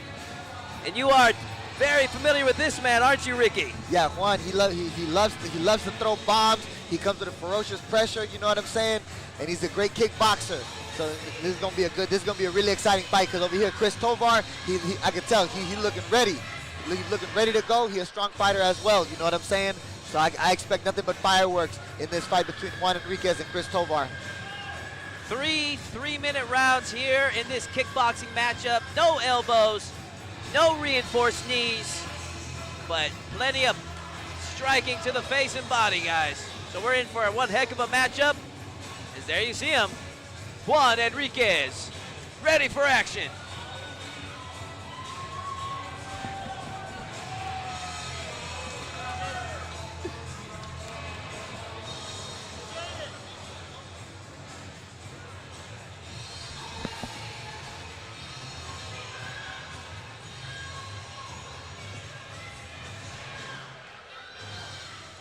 Ladies and gentlemen, this fight's being brought to us by Zero Fight Gear. That's scheduled for 3 rounds of 3 minutes each in the Elevate MC lightweight division. Introducing first on my left, fighting out of the blue corner. He stands 5 feet 11 inches tall, weighed in at 155 pounds.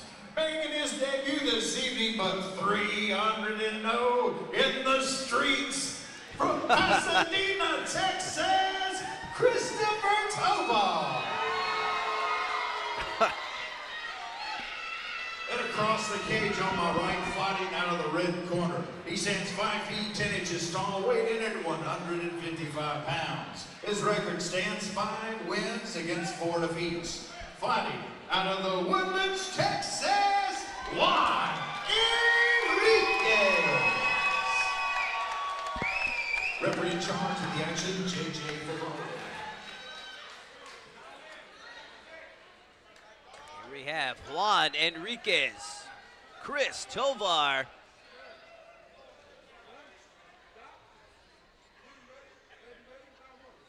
This fight is officially underway. Both fighters fighting out of conventional stance. These are some big 55-pounders, Ricky. Yeah, they are right now. Immediately, Tovar coming with some kicks right here, and then Juan coming with the forward pressure, looking to establish that boxing. Low kick from Tovar, but then Juan Enriquez answers back with the right hand. Another connection with the right hand right there from Enriquez. They are opening up strong and fast in this opening round. Yes, they are. I'm curious to see, I'm excited to see these fighters to see if they can keep up this pace for the full 9 minutes of this fight. Big overhand right there for Enriquez. Tovar light on his feet, looking to bounce in and out. Little knee right there from Tovar, a 1-2 from Tovar, but then Enriquez answers back with the body attacks. Enriquez continues moving forward, stalking his prey, but Tovar has been landing some solid strikes Yeah, thus the kicks far. right there from Tovar, being a taller fighter, that's what he's trying to use right there to his advantage, is that height and length. 2 knees from Tovar, make that 3 as he comes back with a combination, finishes with a solid leg kick. Yeah, that was a good combination right there from Tovar. Then a clinch, but then the separation from the referee. Halfway through this first round right now, in an exciting kickboxing fight between these two fighters. Another overhand right from Enriquez, but good head movement from Tovar. Enriquez methodically stalking Tovar throughout this fight, looking to break through to the inside. Yeah, Tovar's looking to pick his shots from the outside with the kicks and the length, while Juan Enriquez, he's looking to keep that pressure right now and just looking to make all of his best work from the inside with his hands. Tovar with the knee right there. Tovar looking, and the left switch kick right here from Tovar. looking very smooth with his movement, very confident and relaxed.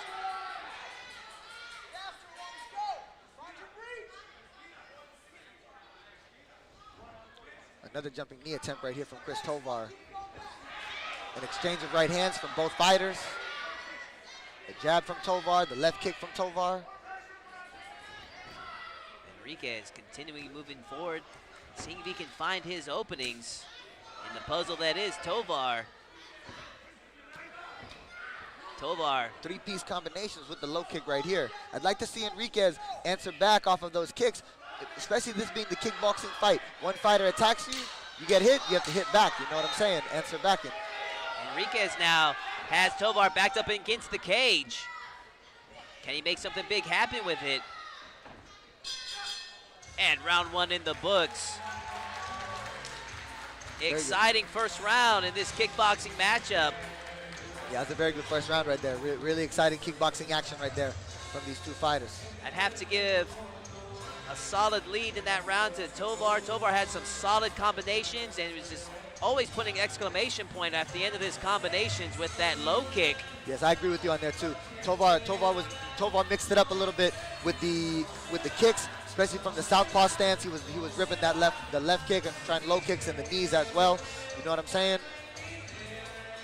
That might have been the round that Enriquez needed to kind of get his footing underneath him. Looked a little tense out there and was having a hard time finding the pace with Tovar. So we'll see what he has, adjustments he makes, and what he has to offer back into round number 2.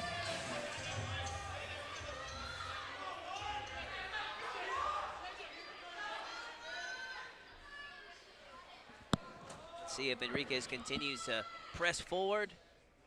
See if he can catch the wily Chris Tovar.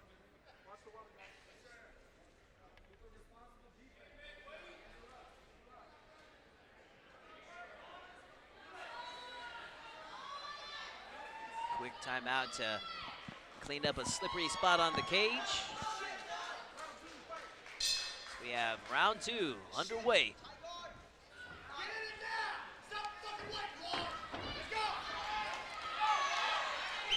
You could hear the corner right here, Matt Wald from Juan Enriquez's corner, telling him to just step on the gas and stop waiting and attack him. They're asking for constant pressure. Tovar answering back. See if Enriquez can cut off the cage. Tovar's been very elusive thus far. Hard to handle. I agree with what you're saying right there. He's been trying to be elusive on the feet, light on the feet, moving side to side, left and right, and then putting his combinations together as Chris Tovar. A little 1-2 right there from Tovar. Left kick right there to the body from Tovar. Enriquez trying to hold his ground, trying to brawl it out with Tovar. And Tovar thus far has just been too smooth for the double tough. Juan Enriquez. There we see Enriquez though, still in this fight. Oh, solid push kick there from Tovar. And then the 1-2 as well right there from the blue.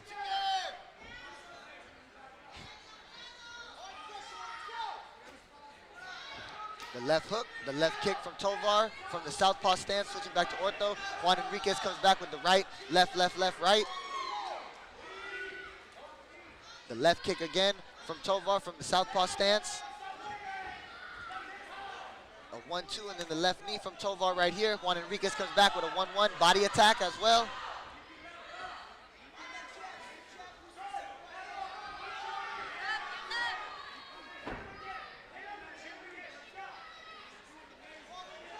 Foot jab right here from the taller fighter, Tovar, and then he tries to go upstairs as well right now with the head kick.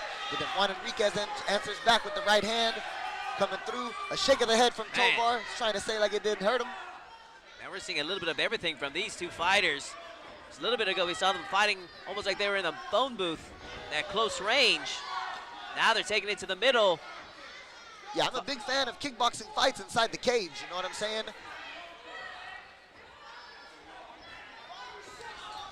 Little double kick right here from Tovar.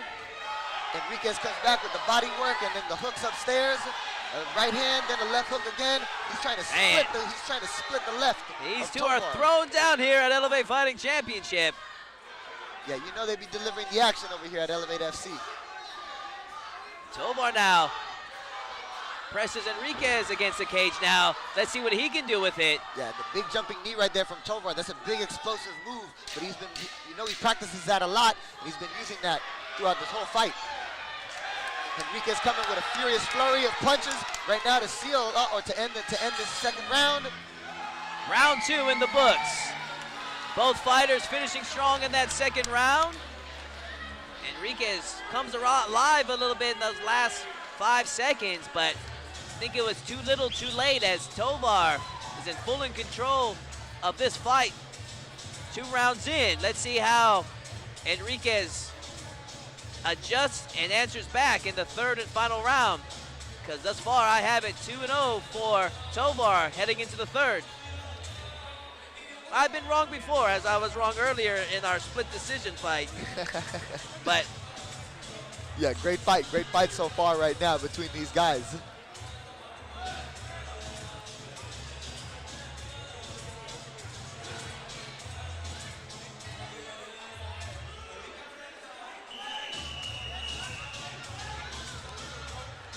Chris Tovar says he's 300-0 in the streets. Can he make it 301 with combined records with a victory here tonight?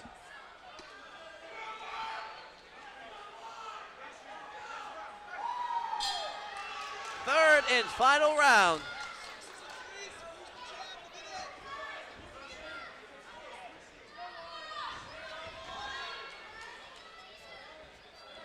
Good feints there from Tovar.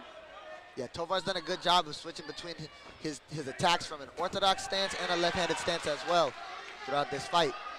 I've been impressed with the movement and elusiveness of Tovar thus far from everything that I've seen. Enriquez needs a knockout to win this fight. Yeah, with this final 2 minutes and 20 seconds coming up into this final round, it's around that time to lay out the gas tank and leave it all inside the cage. Juan Enriquez is a warrior. He's just continuing moving forward. He ain't gonna quit. That's 100% correct, Todd. There we see him trying to press forward, but the crafty Tovar creating the distance, sending some variety in his offense. Little hook kick attempt.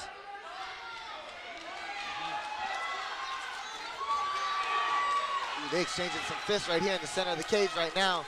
Solid knee there from Tovar. Enriquez, though, is landing some solid shots to the face. Is this the tide that turned that Enriquez needed? Oh, the fighter's getting pumped up now. With 90 seconds left to go in this third and final round. Overhand right there from Enriquez. Oh, this is good. Man, they are brawling it out, Ricky. Yeah, it's a great fight. This is a great fight. I love to see it, but that's what you could expect when you get these great fighters in here like Juan Enriquez and Chris Tovar. You know what I'm saying? Enriquez has been waiting the whole fight to find his range. Has he found it? Time is not on his side. He's going to need something dramatic to take this one home. Yeah, with 60 seconds left in the fight, it's time to empty out the gas tank and leave it all inside the cage. This has been his best round so far. Once again, Tovar not letting up. He is bound and determined to get that victory.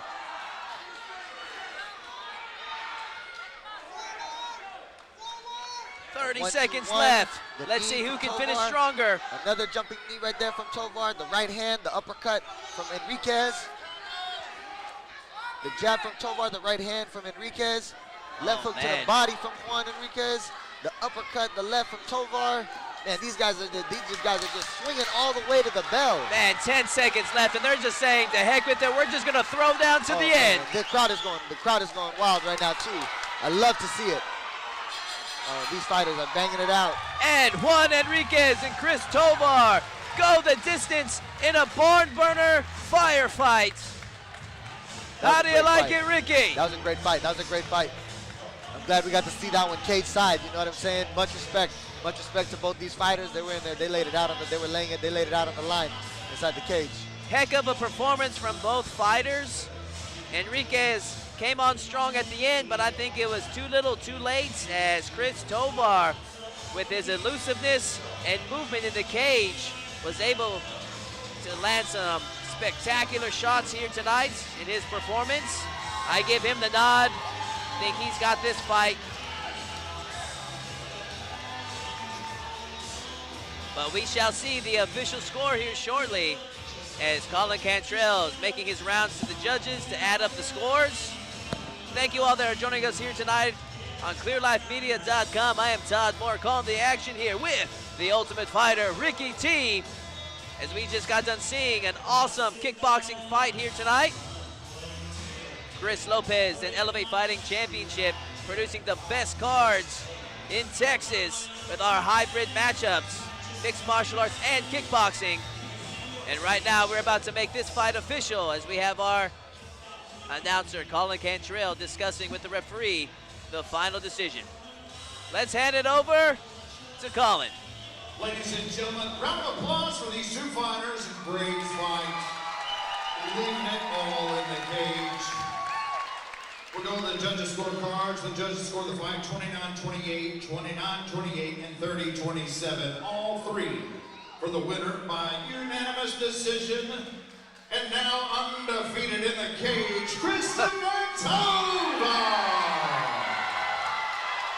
1-0, 301-0 overall for Chris Tovar, unofficially, of course, as he takes on and defeats the double tough Juan Enriquez.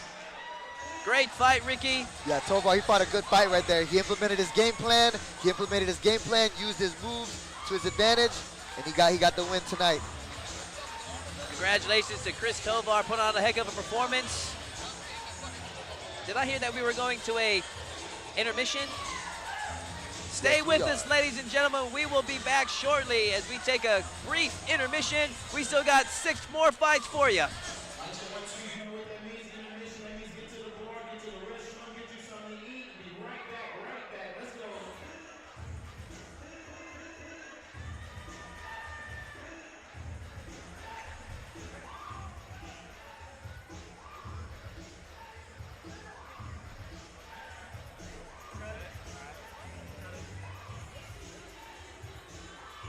Ladies and gentlemen, one quick announcement.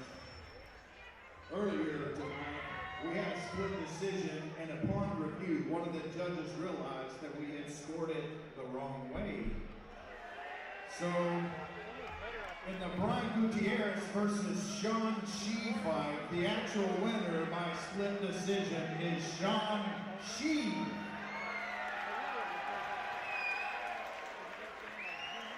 Not my fault. Sometimes it is, but not today.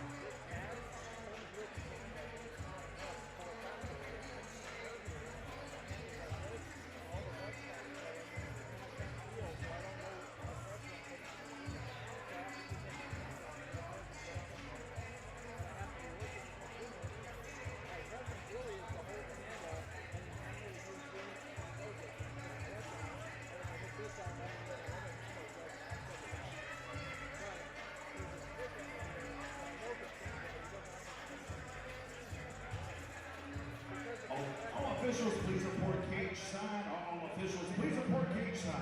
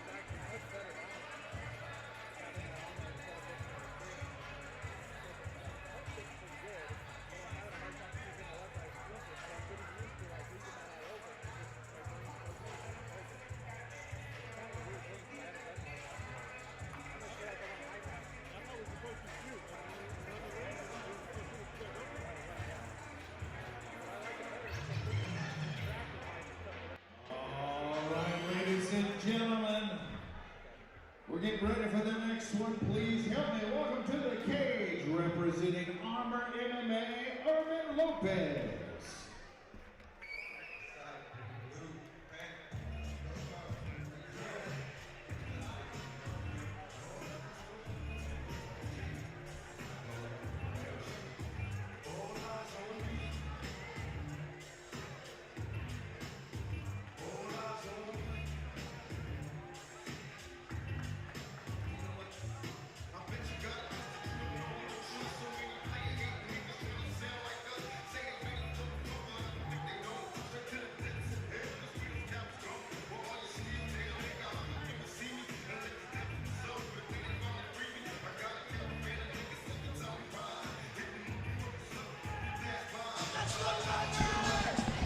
All right, ladies and gentlemen, we are back, ready for some action. As we have Urban Lopez taking on Oliver Cortez. And right now we have Urban Lopez making his way to the cage. Final preparations.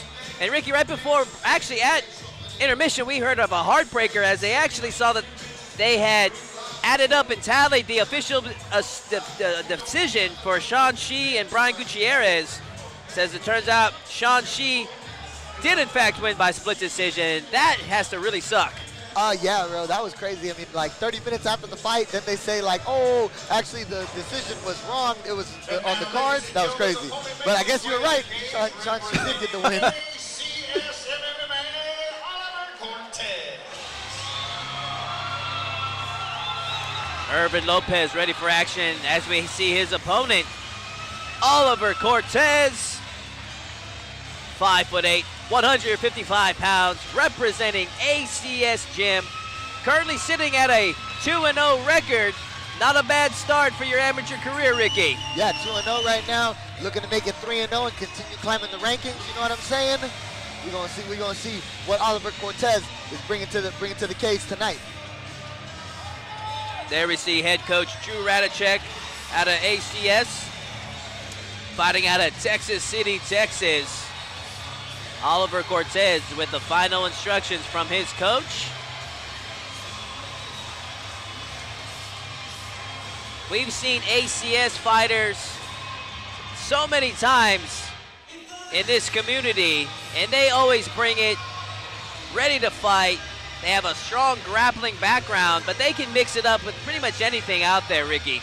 Yeah, I agree. ACS, they got a long history here in the Houston mixed martial arts scene, you know what I'm saying? So I'm excited to see this fight tonight, see what Oliver Cortez is bringing to the table.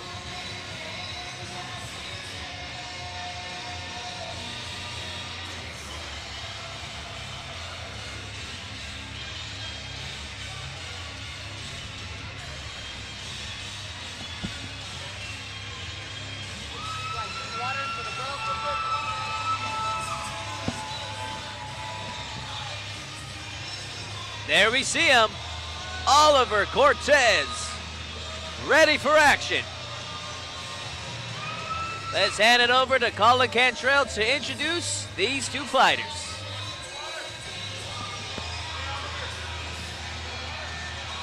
Ladies and gentlemen, AS5 of the night is being brought to us by Fitness Depot Houston and is scheduled for 3 rounds of 3 minutes each in the Elevate FC lightweight division.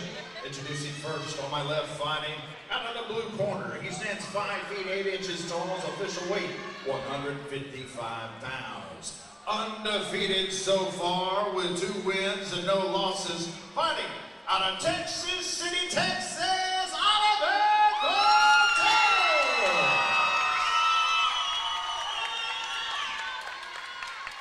And across the cage on my right, fighting out of the red corner. He stands 5 feet 11 inches tall, weighed in at 154 pounds. His record, near perfect, 2 wins, a lone defeat.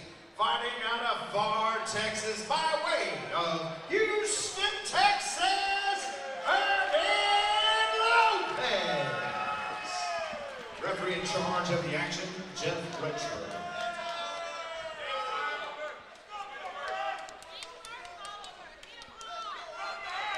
Referee Jeff Rexroad, former welterweight champion himself, in charge of this fight.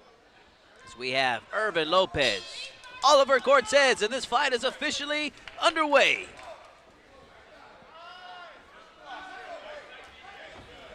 Cortez has the blue gloves, Lopez with the red.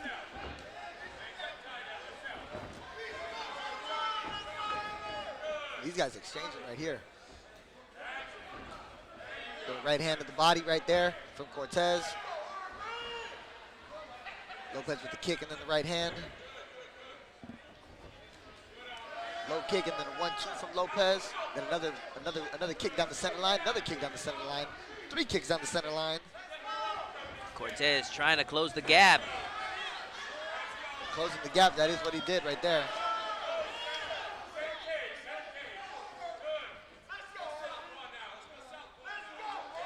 Right here, head coach Drew Radicek calling for Cortez to go southpaw. He's following the instructions of his coach. But Lopez answers back nicely.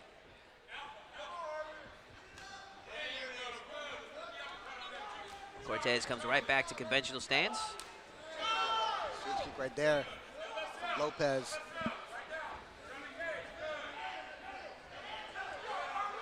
Cortez trying to cut him off right now, trying to get that cage control. Ooh, little right hand right there landed for Cortez. That may have stung Lopez a little bit. Cortez plowing forward. Trying to cut off the cage. Lopez does a good job with that trip. Now trying to take advantage, letting glow some bombs. Sorry there. Oh, it's all good, baby. Oh, low blow there. Quick timeout in the action. See how much time Cortez needs to recover right here. Take his time. Sometimes I think it's important sometimes for the fighters to take their time right here.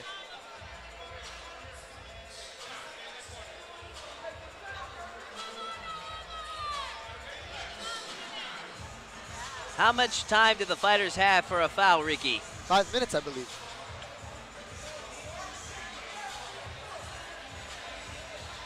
Traditionally, it has been 5 minutes. Let's see how much of that time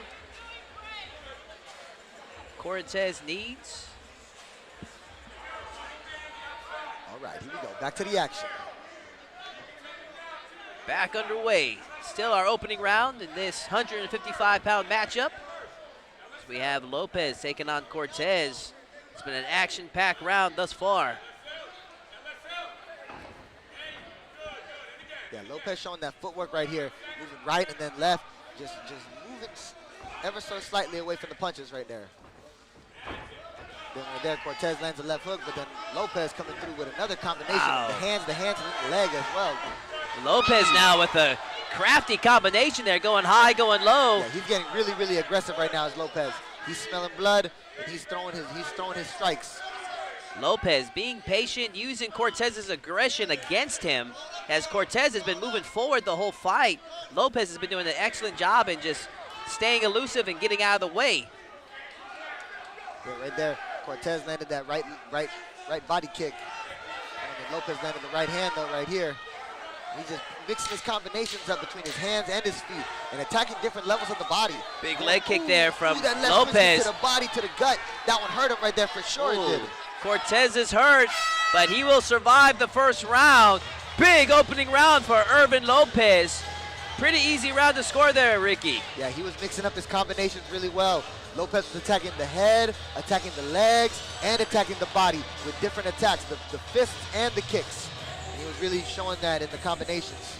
As expected with any ACS fighter, Oliver Cortez is out here to bring it. He's being aggressive, he's moving forward. However, he's taken on a very crafty fighter in Irvin Lopez. Irvin Lopez would not be cornered that whole round. Every time that Cortez would try to back him against the cage, he would slip his way out, turn the corner, and answer back with solid counter strikes of his own. And we saw towards the end, it paid off big as Lopez hurt Cortez to the body. Cortez, I think, was saved by the bell. Yeah, I agree with you on that one. Yeah, he was the couple more seconds left in that round. Lopez may have been able to finish it. But here we go. Second round coming up. Let's see what adjustments Cortez can make. Lopez, the taller of the two fighters, standing at 5'11", has a 3-inch reach advantage and height advantage, over the 5'8" Cortez. And he's been using every bit of it in this fight. He has not been letting Cortez close the gap on him. Doing an excellent job controlling this fight from the outside.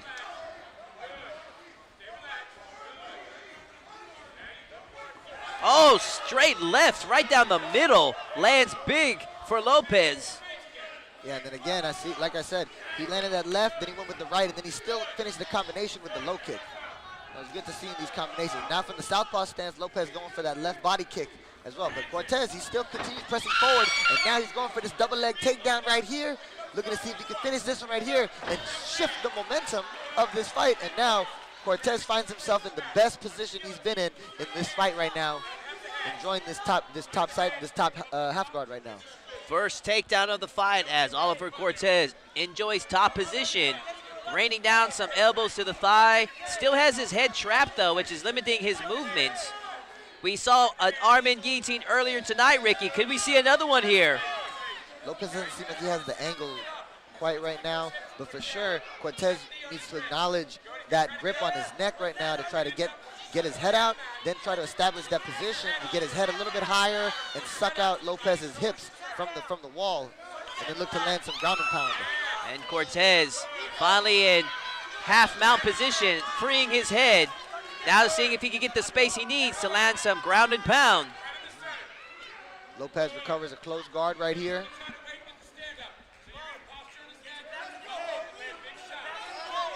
Yeah, Cortez needs to get his hands on the inside, control the body of Lopez, posture up and look to get some of those strikes in, and really score from this position. This is the best position that Cortez has had the whole fight.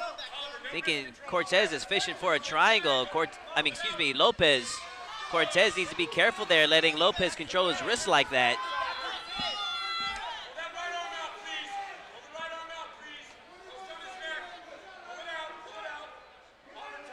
And we hear head coach from ACS, Drew Radicek, calling for Cortez to pull that right hand out as Lopez had it controlled with an overhook.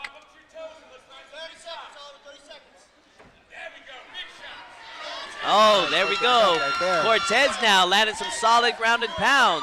Let's see if he can continue that pace, Ricky. Yeah, he's gonna need just more of that right there. You know what I'm saying? He's winning this round. He's scoring his shots, and now he comes up to his feet again. It looks like he's about to try to land some ground and pound again. You know what I mean? But with that, Lopez did a good job of getting his feet on there to push off and get back to his feet. As Lopez makes his way back to his feet, but there's short time left. Is there enough time for him to steal the round? And round two comes to the end. So for every bit of round number one that was for Irvin Lopez, Cortez makes the right adjustments, and I think that was a solid second round for Oliver Cortez. How about you, Ricky? I agree with you right there. I believe it's 1-1 right now, so it's gonna come down to this third round right here.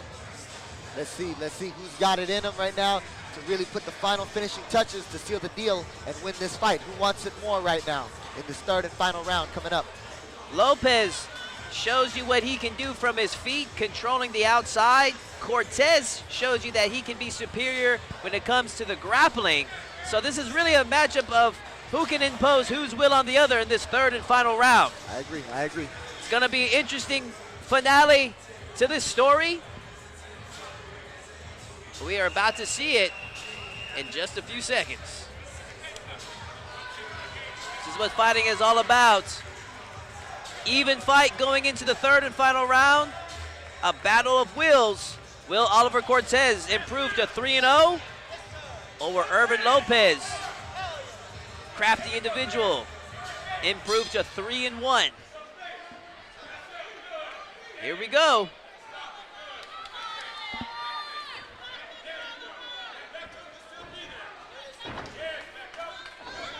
Cortez is being very cautious, covering up, leaving no room for error. Yeah, he's trying to pick his shots right here from the outside and avoid the wall at all costs is what it looks like he's trying to do, moving left and right. Little 1-1-2-1 right there. Oh my goodness! Sits him down with a right hand. Oliver Cortez, can he finish this fight? Oh, referee Jeff Rexon was right about to jump in. He is close as it can be to a stoppage. Wow, that was a big right hand right there. And just like that, Cortez has stolen the momentum of this fight, and it's one-way traffic now for Cortez. The tide has swung in the favor of Oliver Cortez. Can he put an exclamation point on this fight here? He's already past the guard in the side control. Oh wait, no, but no, Lopez now coming up on this one right here. But then Cortez circles to the back right here, and he just keeps chipping away with these shots right now. This is the opening Cortez has been looking for all fight. It's been a competitive fight thus far up until this point. Now Cortez is dominating the action. Yeah, that was big for him right there. They exchanged in the pocket, they were exchanging bombs, and then boom, Cortez hit him with that right hand. And it's so early in the round that if Cortez can keep up the damage for a long duration, this could possibly be a 10-8 round. For sure, with that knockdown right there, Cortez, he's got to play it smart now, right now. He just has to play it smart,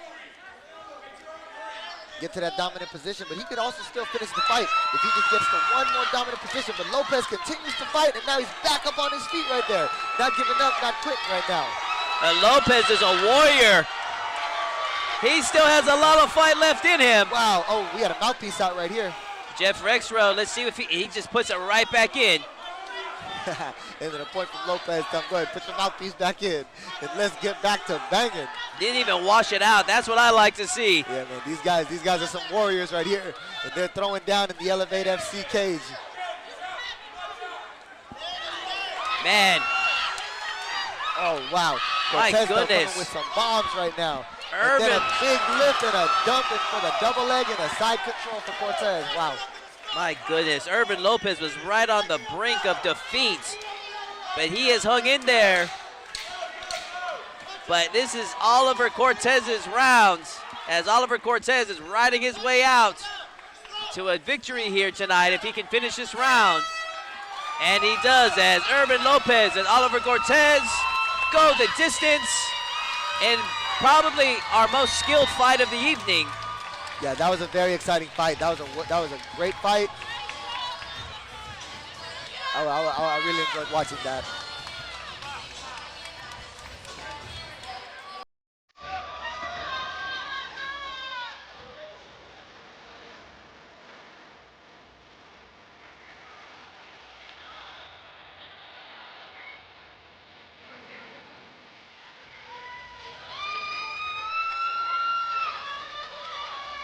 Awesome fight here tonight. I think that one's a pretty easy one to score, Ricky. How do you have it? Yeah, for sure. I think Cortez got the job done in that third round with the big knockdown. He found the shot that he needed to get. He found his shot, and I think we're going to be seeing him improve to 3-0 right there.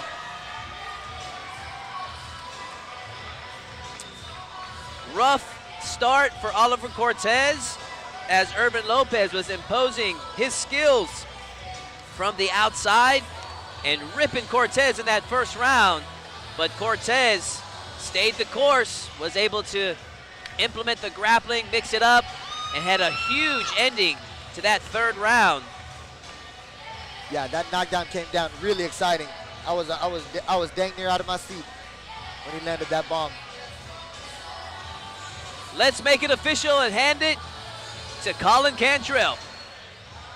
Ladies and gentlemen, we have a split decision. Whoa, Ricky, Oh, what have we here? what A happened? round of applause. That they might have thought the second How round was many a toss-up. people I don't know. out But I'm there not a feel judge. like Irvin Lopez won the fight? A round of applause. How many people out there think that Oliver Cortez won the fight?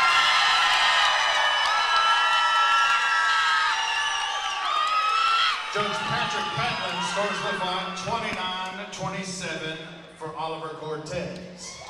Judge Ricardo Delgado scores the fight 29-28, Irvin Lopez. And Judge Ryan Thompson scores the fight 29-28 for your winner by split decision, Oliver Cortez! Oliver Cortez improves to 3-0, Ricky. You and I think we're actually kind of shocked that it was a split decision, but nonetheless, I believe that the decision went to the right person. Yeah, and with that, Oliver Cortez improves to 3-0. You know what I'm saying? And we may be seeing a title fight in the near future. You know, once they get to like that 3-0, 4-0, you know, let's see what's going to be happening. But that was a well-deserved win for Oliver Cortez. He earned it. Congratulations to Oliver Cortez, overcoming a rough first round to seal the deal, making a statement for Elevate Fighting Championships lightweight division. Promoter Chris Lopez, keep your eyes on him for a future title shot as we transition to our next fight of the evening, as we have Joshua Balderas taking on Romel Castellanos in a 135-pound matchup. Once again, thank you all that are watching on clearlifemedia.com. I am Todd Morrow calling the action with Ricky T on a hot Houston night here at the ULH Event Center. All right, ladies and gentlemen, please help me welcome to the cage representing the UFC gym in Pearland, Joshua Balderas Jr.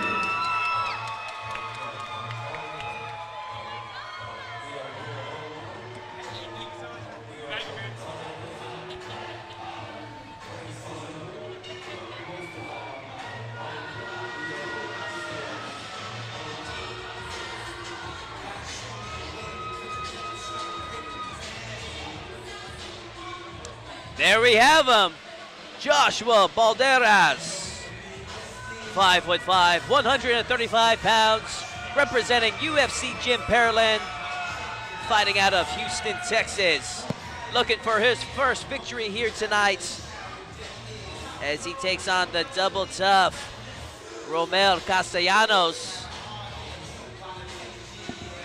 Not easy to start your career off on the loss, but it could definitely make your next fight all the more. Yeah, Balderas, he is a scrappy fighter. I had commentated in this fight when he had fought on Elevate 3, you know what I'm saying? And he came out guns blazing. He showed a great fight that night, you know what I'm saying? So we're gonna see if he comes out and gets his first victory tonight, Balderas. Pardon me, I had to step out for a second, but that next fight all the more motivating to get that first victory after having a disastrous start. So we shall see what Joshua Balderas brings to the table here tonight as we see the final touches for him.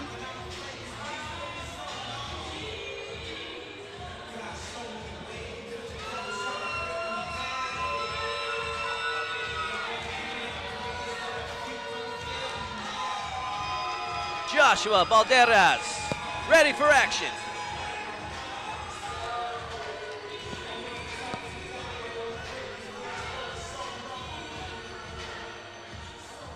And now making his way to the cage, representing the 4-ounce Fight Club, Romel Castellanos.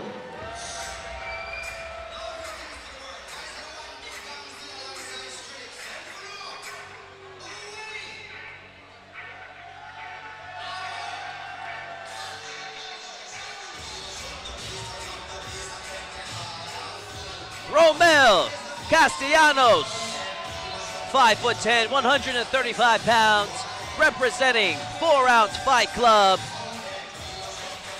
fighting out of Houston, Texas, by way of Santa Barbara, Honduras.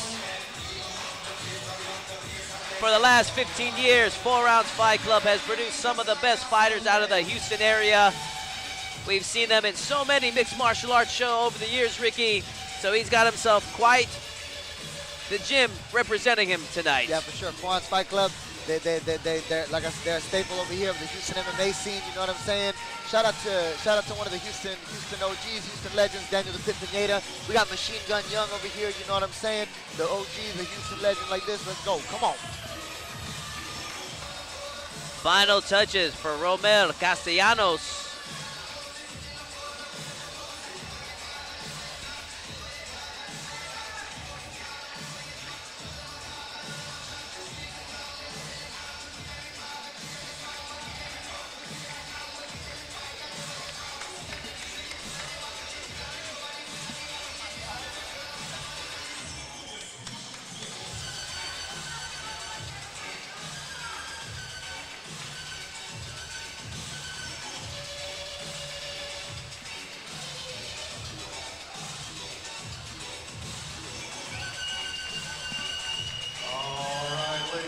Our ninth fight of the night is being brought to us by Ashley King Properties. And this fight set for 3 rounds of 3 minutes each in the Elevated C Bantamweight division. Introducing first on my left, fighting out of the blue corner. He stands 5 feet 10 inches tall, official weight 135 pounds. His record stands 2 wins, 1 defeat, 1 draw. Fighting out of Santa Barbara, Honduras, by way of Houston, Texas, Romel Castellanos. And across the cage on my right, fighting out of the red corner. He stands 5 feet 5 inches tall, weighed in at 135 pounds. His record stands 0 wins, 1 loss. Fighting out of Houston, Texas, Joshua Banderas Jr. Referee in charge of the action, Daniel Guevara. Yeah, I'm expecting a really, really exciting fight from these 2 fighters right here. This one looks like it's gonna be a barn burner. Let's hope so. We have, there you see Joshua Balderas, Romel Castellanos, and this fight is officially underway.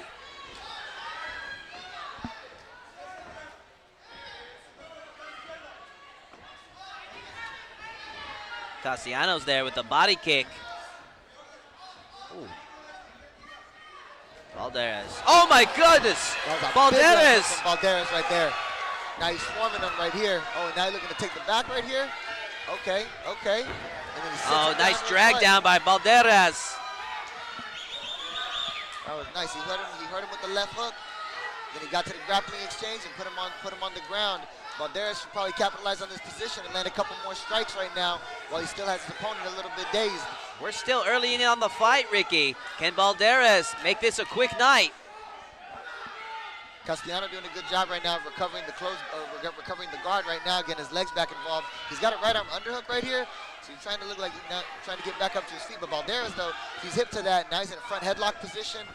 Oh, old school wrestling move there from Balderas, trying to take the back, but the longer Castellanos used that to stand up, and now he's back into the fight. Yeah. That was a good little scramble. That was really, really fast and furious out the gate right there in that first minute between these fighters. That definitely got the attention of Castellanos, but he's looking like he's shook it off, and he's back with his bearings, so let's see how he answers back. Yeah, now the real fight begins. You know what I'm saying? After that whole explosive exchange right there, now the fighters are settling in. Now we're going to see what really is going to happen. Good combo there from Castellanos. Yep, coming through with the punch, head kick right there. Oh! Kick right there from Castellano. Now he's trying to uncork some punches right here on the wall. They trade him in the pocket, these 2 fighters. And Castellanos looks like he's fully recovered, and he is just swinging away. Now he's got Balderas in trouble. Backing Balderas up. Can Balderas recover? Balderas is looking like he's sucking wind. Yeah, he might have gassed himself a little bit in the excitement of that finishing sequence that Balderas almost had early in the round. You know what I mean? Castellanos now with the cage control. They're back in the open water. People don't understand just how much energy you burn off in fighting. They think it's just as easy as just swinging away, but there's just so much more to it. Oh yeah. This is high energy required in combat sports for sure. Oh, and Castellanos My goodness. is opening up with these boxing combinations right here.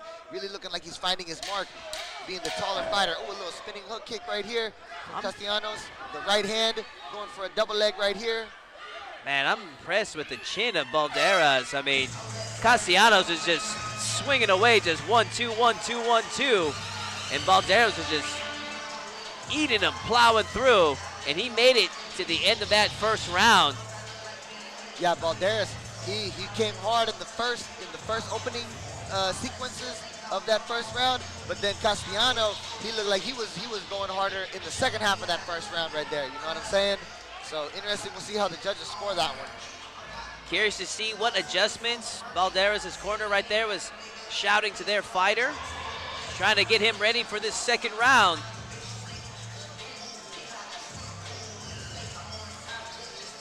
The hardest part of learning how to condition yourself for the fights, that sometimes you just have to go through a couple of fights to experience it, is just really how to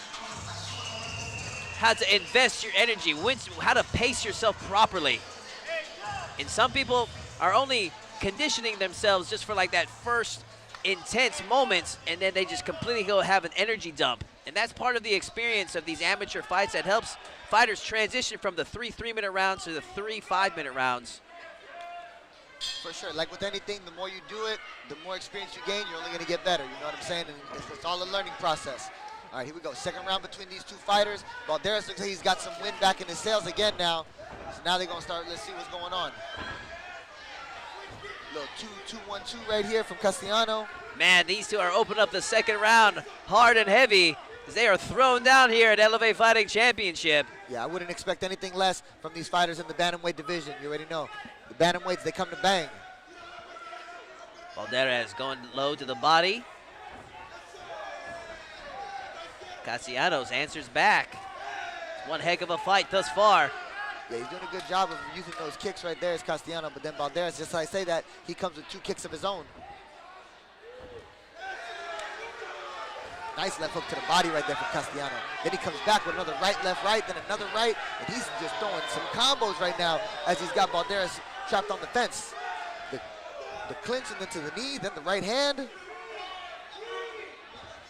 Man, both these guys are studs. Castellanos was just swinging away. Balderas took it, and he's still firing back. In pursuit of his first victory here tonight.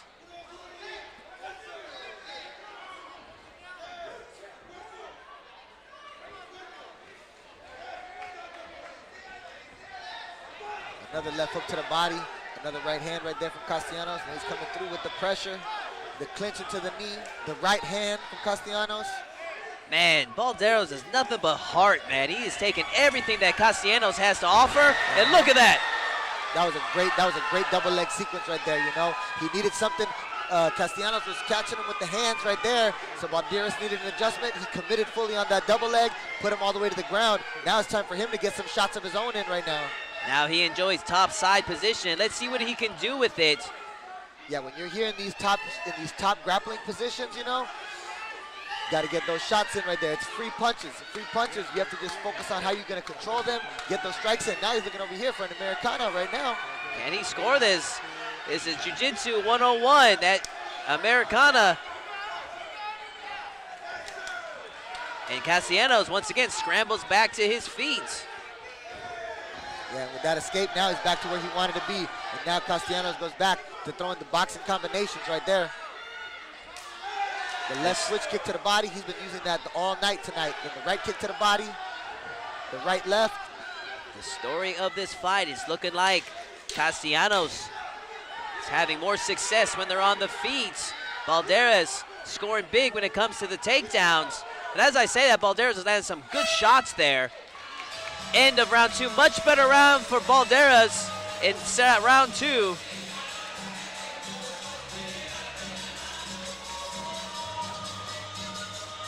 Not to say that he didn't have anything in round 1, because round 1 was started with a bang. Yes, it did. Yes, it did. Yes, it did.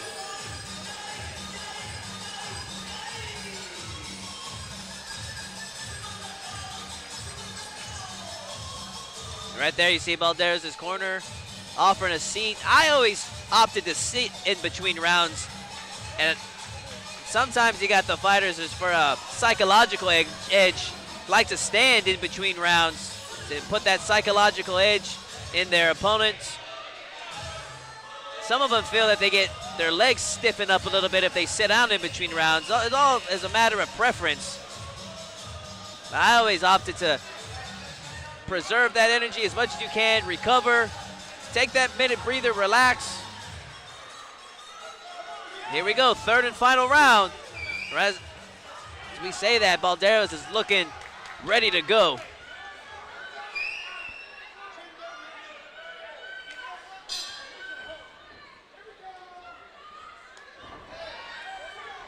Castellano opening up with the jumping attack right there.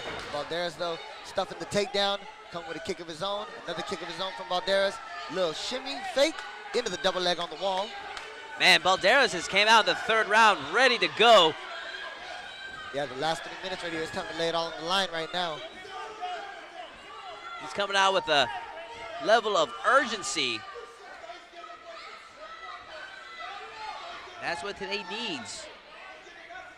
Yeah, once Balderas gets on the inside right there, it's time to just uncork and throw those punches. The one that he dropped Castellanos with in the first round was that left hook. So once he's on the inside, putting all his energy, going behind the jab, the right hand, and trying to land one more left hook if he can. And right here, Castellano coming with that pressure.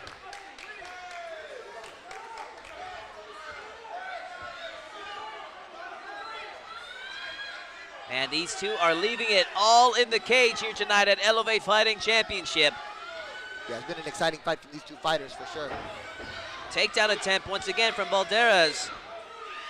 Castellanos answers back with a takedown attempt of his own. Yeah, he's in his double leg right here. His hands look like they're locked together, so his hands are locked. He's going to go finish this takedown right here. With halfway to go right now, 90 seconds left in this third and final round. Castellano really liking this top position.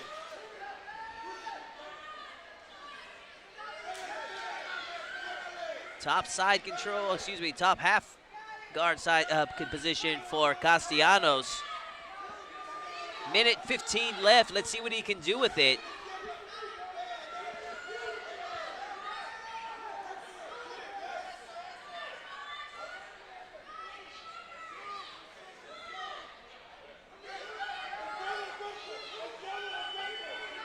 Yeah, Castellano controlling that position right now, trying to keep his weight on the top. Balderas, little hip escape and recovering right there. The guard, back in full guard right now. He's not where Balderas wants to be with only 45 seconds to go.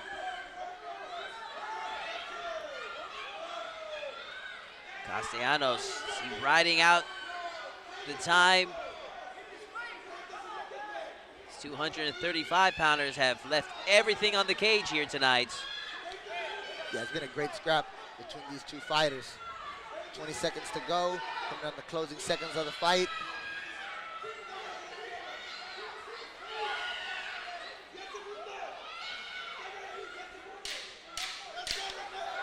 There we have 10-second clap.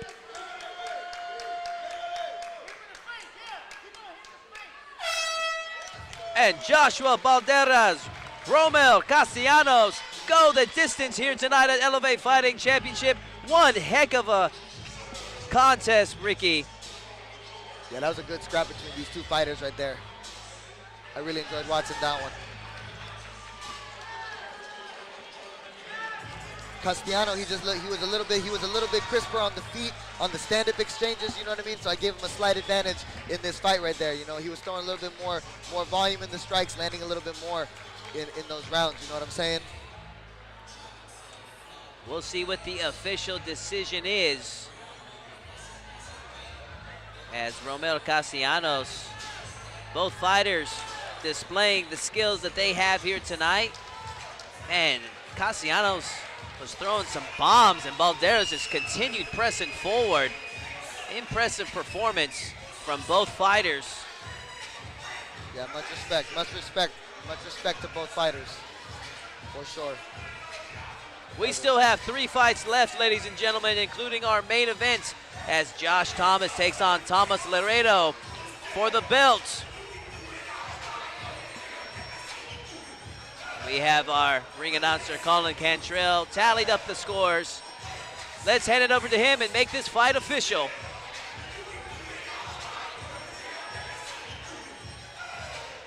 Ladies and gentlemen, after 3 hard-fought rounds of action, we go to the judges' scorecards where all 3 judges score the fight 30-27 for your winner by unanimous decision, Romel Castellanos.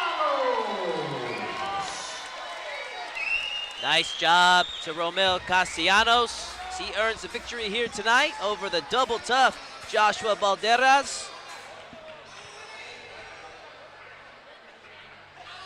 As that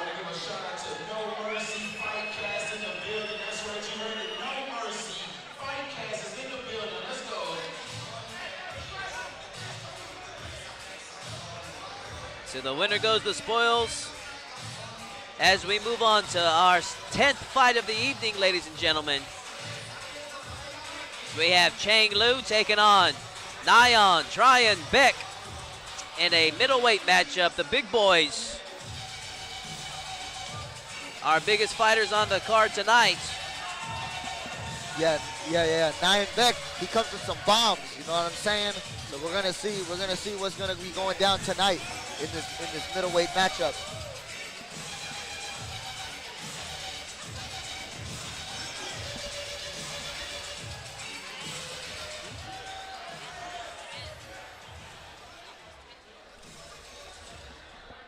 And now, ladies and gentlemen, please help me welcome to the cage our first contestant of the next bout, Liu Chan.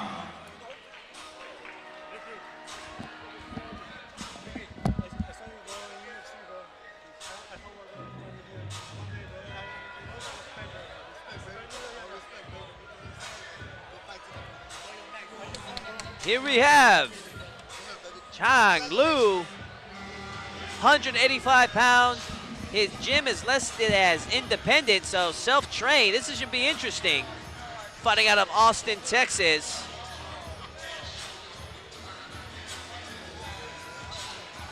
There we see, currently looking for his first victory here tonight at Elevate Fighting Championship. Getting the final touches. Ricky, I was just letting the audience know that Chang Lu over here is almost like self-taught when it comes to his mixed martial arts career. I'm not sure if he even brought a corner out with him. Oh my goodness, all right. It's listed as independent. All right. We're gonna see. We're gonna see.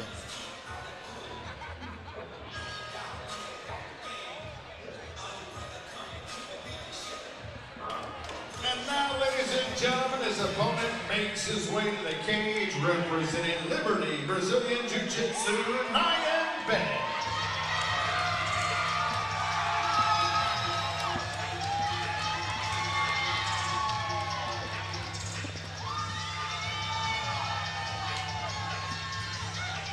And here we have Nyan Tryon Beck, 6'2", 185 pounds, representing Liberty Brazilian Jiu-Jitsu, fighting out of Liberty, Texas, by way of Raywood, Texas. That man looks like a man with a purpose. Look of intensity on his ring walk. Yeah, like I said before the fight started, Nyan Beck, he comes with some bombs. He comes to throw hands. You know what I'm saying? So we're gonna see. I'm sure we'll be seeing a little bit. I'm sure we'll be seeing more of that tonight. Nyan Beck coming off of an impressive performance in his last outing at Elevate Fighting Championship, looking to keep the streak alive over Chang Lu. There we see him with the final touches.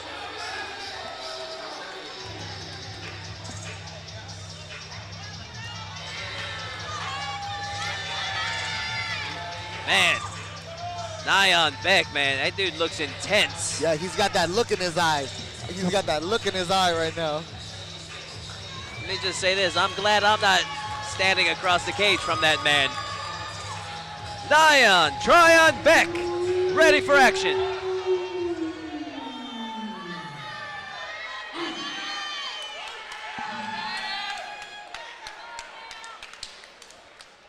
Ladies and gentlemen, our 10th fight of the evening is being brought to us by Punch Gunk and is scheduled for 3 rounds of 3 minutes each in the Elevate FC middleweight division. Introducing first on my left, fighting out of the blue corner. He stands 6 feet 2 inches tall. His official weight 185 pounds.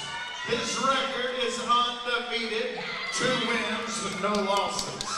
Fighting out of Ringwood, Texas, by way of Liberty, Texas, Nyan Tryon Beck!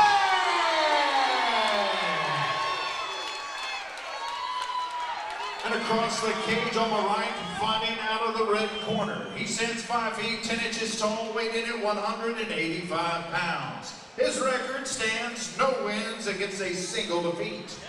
Fighting out of Austin, Texas, Liu Chang. Referee in charge of the action, Jeff Rexroad.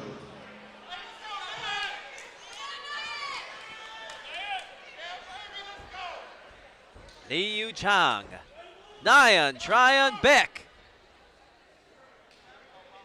This fight is officially underway.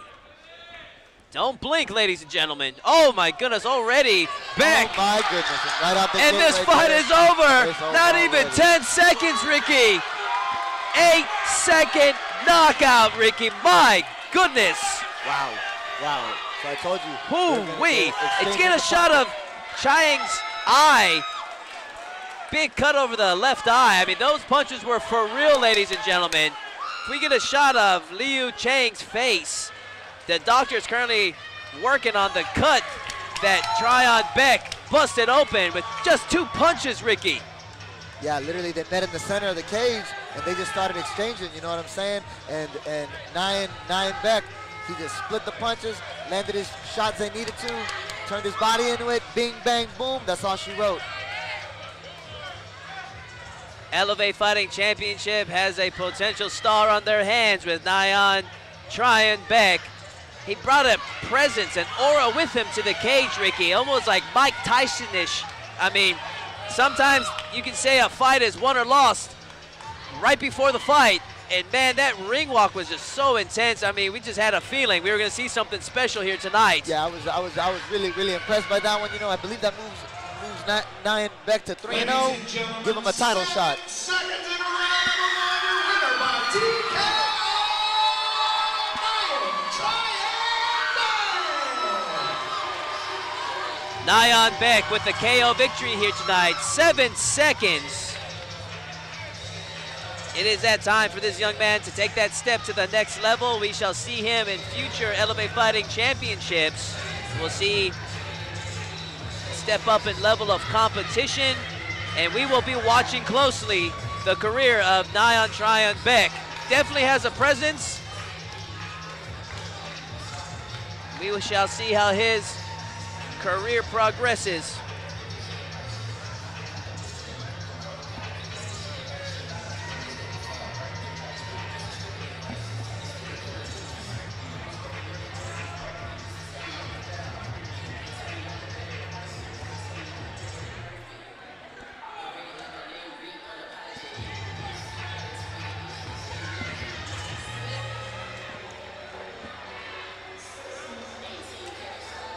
Ten fights down, 2 to go.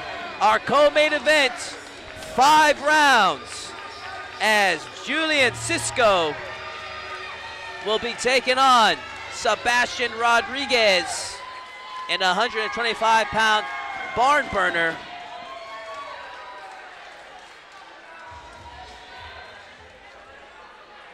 Ladies and gentlemen, moving right into our co-main event of the evening. Please help me welcome to the cage, representing True Bloodline, Julian Cisco.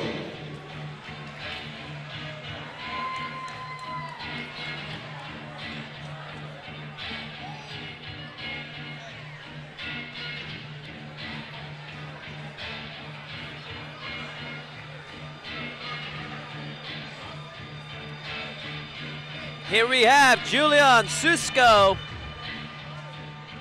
125 pounds, representing True Bloodline, 6 mixed martial arts fights to his credit.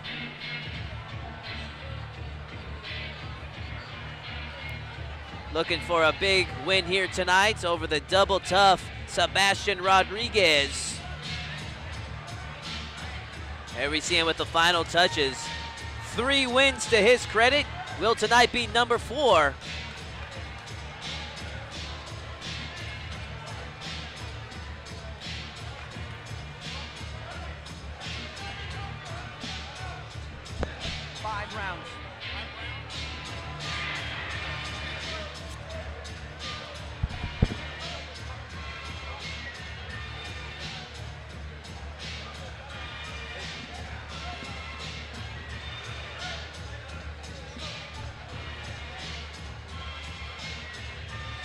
There we see him.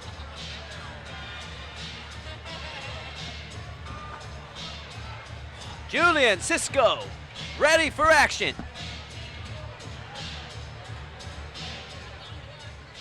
And now, ladies and gentlemen, his opponent makes his way to the cage, representing the 4-ounce Fight Club, Sebastian Rodriguez.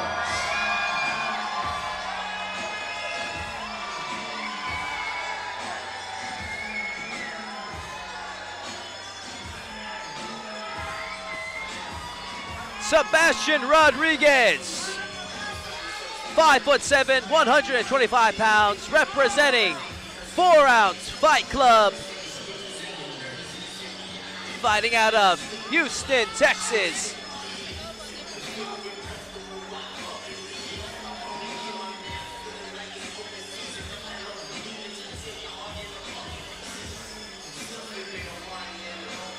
There we see him with the final touches. His coach is Artinius Chico Young in his corner,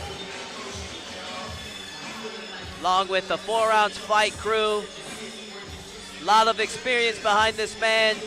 This should be a barn burner of a main event, Ricky. Yeah, I'm really excited for this fight right here. You know, this is a 5-round co-main event for the 125 belt. You know what I'm saying? But in my prediction, between these two fighters and in title fights, sometimes I don't think you're even going to need 5 rounds. I think this one's going to be settled between the fighters, no judges needed. We shall see. You heard it here first. Ricky T predicting a stoppage of some sort, that we won't need the judges for this one. I hope you're right, as we have Sebastian Rodriguez ready for action.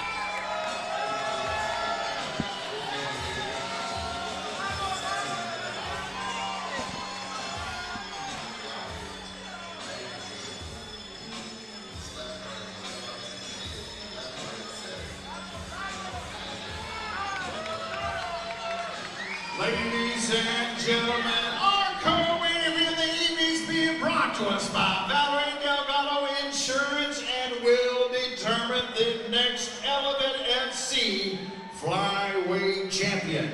Introducing first, on my left, fighting out of the blue corner. He stands 5 feet 9 inches tall, weighing in at 125 pounds. His record stands 3 wins against 3 defeats. Fighting out of Fort Worth, Texas, by way of Houston, Texas, Mega Man Julian Cisco.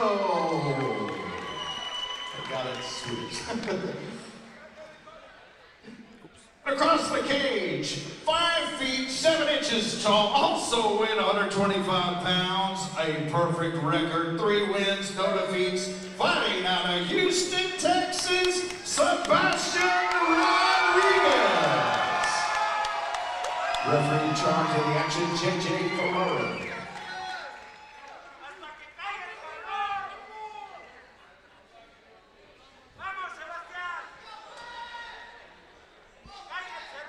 Final instructions from our referee, JJ Ferrara. 5 rounds, Ricky. Julian Cisco, Sebastian Rodriguez. The battle for the flyweight championship is officially underway. Here we go. Let's see who's going to become the champion. Cisco in the green shorts, Rodriguez in the black with the blue trim. And already Cisco with one hook on the back. Not a good way to start the fight if you're Rodriguez. Yeah, Cisco he's over here. He's in a very, very advantageous position right here. Ooh-wee. Standing back take for Cisco. Can he finish it?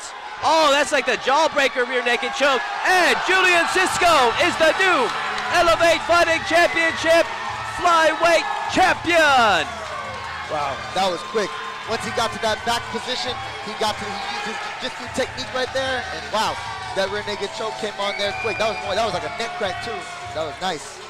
Wow, what a performance. Flawless victory there, Ricky. Not a single strike withstood for that young man. Yeah, we have a new champion over here now. Julian Cisco. That was really cool.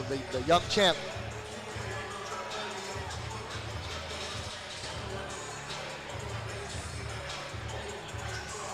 Wait.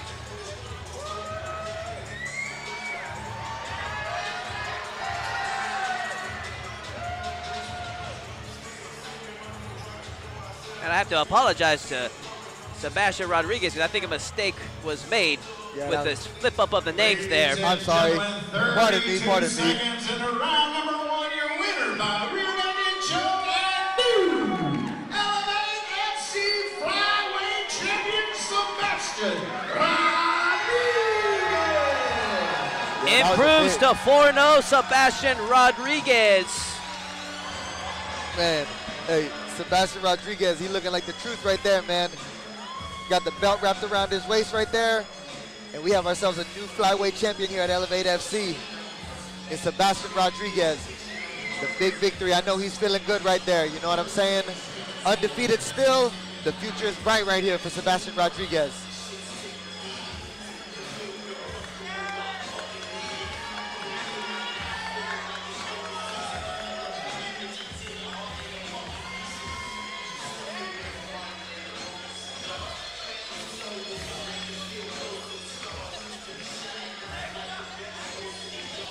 Big victory here tonight for 4 Ounce Fight Club as they bring home the gold for Sebastian Rodriguez. Yeah, that guy, Sebastian Rodriguez, he's a prospect right there. You know what I'm saying? I'm excited to continue. I'm excited to see his rise up the ranks. You know what I'm saying?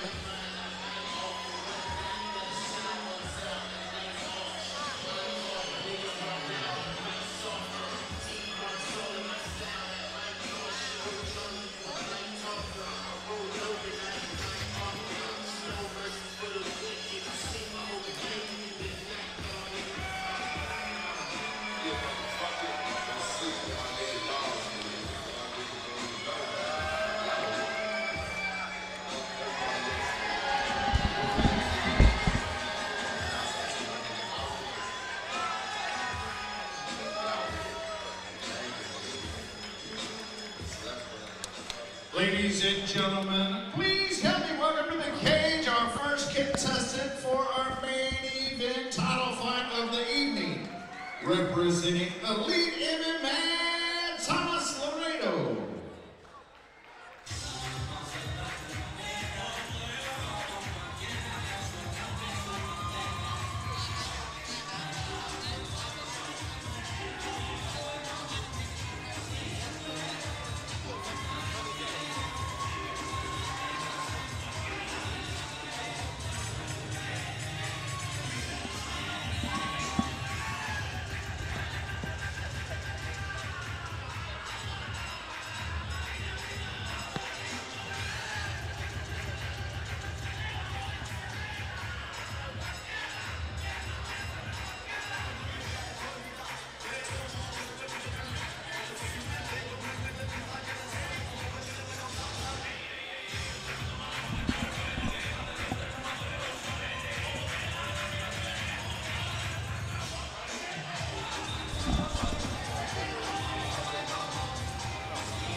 this matchup right here, this is going to be a good one right here between Thomas Laredo and Josh Thomas.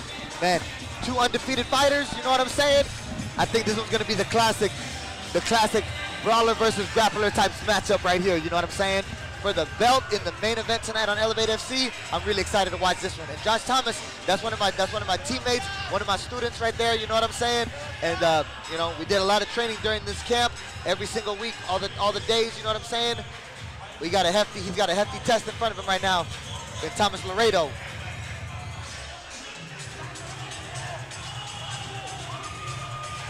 And now, ladies and gentlemen, his opponent makes his way to the cage, representing Gracie Baja Woodlands, Josh Thomas.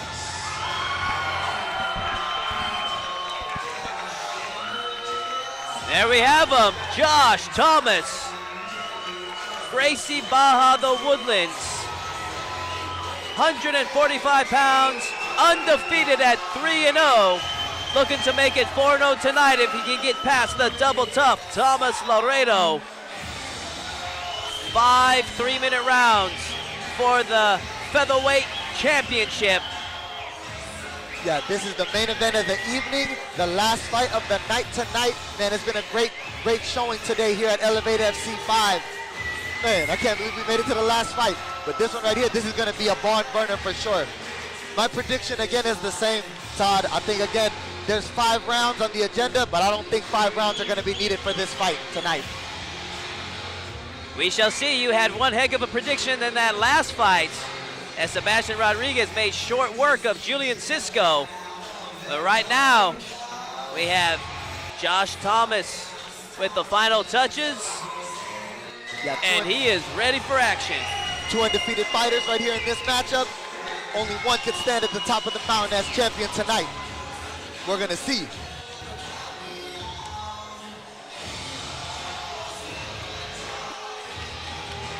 Ladies and gentlemen, it's time for the main event of the evening. But I gotta ask you, are you ready? Houston, Texas, are you ready? It's time for the big one, ladies and gentlemen.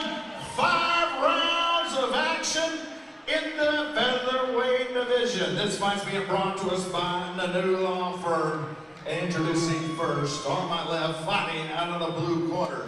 He stands 5 feet 7 inches tall, his official weight 145 pounds. He's undefeated, 2 wins, no losses. Fighting out of Santa Clara, Cuba, by way of Houston, Texas, Thomas Laredo. And across the cage on the right, fighting out of the red corner. He stands 5 feet 9 inches tall, weighing in at a perfect 145 pounds. His record stands 3 wins, no losses. Fighting out of Houston, Texas, Omega level, Josh Thomas.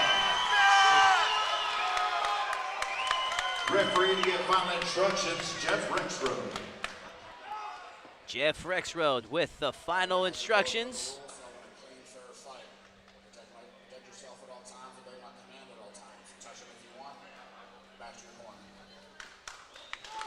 And the moment of truth has arrived. Josh Thomas.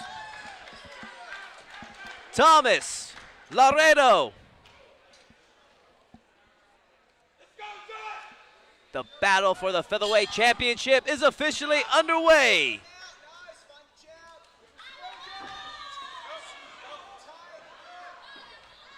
Will we see a short night tonight, Ricky? Well, like I said, my prediction was we're not going to need 5 rounds. So we're going to see. That And prediction like I said, came true. Let's see what this one brings to us tonight.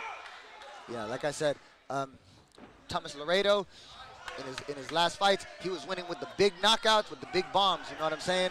Josh Thomas, he be coming more with that wrestling game plan. We're going to see who could implement their game and implement their strategy in this fight. Josh Thomas landing some big combinations right there, bing, bang, boom. Then he uses that to set up his double leg to get to the position they needed to get to. Beautiful transition from Thomas with that combo to takedown and a big lift. Almost reversed there, but Laredo, but strong base from Thomas, able to base out and not let him reverse the position. Yeah, that was a very, very strong lift. Strong grappling and wrestling game from Josh Thomas. And now he's looking to control this situation now in this top position from this top half guard and landing his strikes, landing the big bomb, scoring with each single punch. Josh Thomas now enjoying top position, almost like a crucifix right there with the arm pin, but Laredo a little too squirmy to hold down.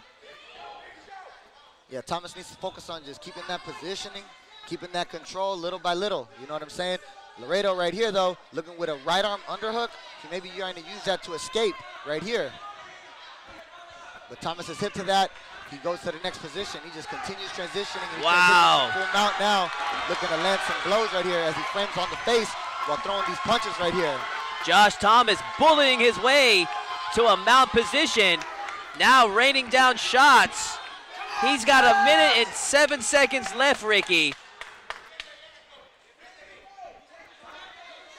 He has the time to finish this fight if needed be. Yeah, he's in a very strong position. He's unloading these shots right now. If he just picks his shots correctly, he could finish it right now in this first round, truthfully. He just needs to keep picking his shots and just throwing bombs, truthfully. Referee Jeff Rexroad looking close to the action. 43 seconds. Can Josh Thomas seal the deal here early in round 1? Yeah, sometimes right here in these situations, you just got to pick the right shot. Sometimes it's not so much about the volume. Instead of like 20 peppering ones, maybe just 10 bombs in the perfect spot. And he's just throwing these shots right now on him right now. Josh Thomas is. Josh Thomas busted open Laredo. And to Laredo's credit, he is hanging in there. Will he earn a second round? Yeah, he's surviving right now. Thomas Laredo is. We look like with 5 seconds to go. Oh, there's the bell right there. So we're going to see a second round right now. Wow. We got a fight, ladies and gentlemen. We have ourselves a fight. Laredo survives. I think the blood is coming from the mouth of Laredo, is where I saw that spurt of blood.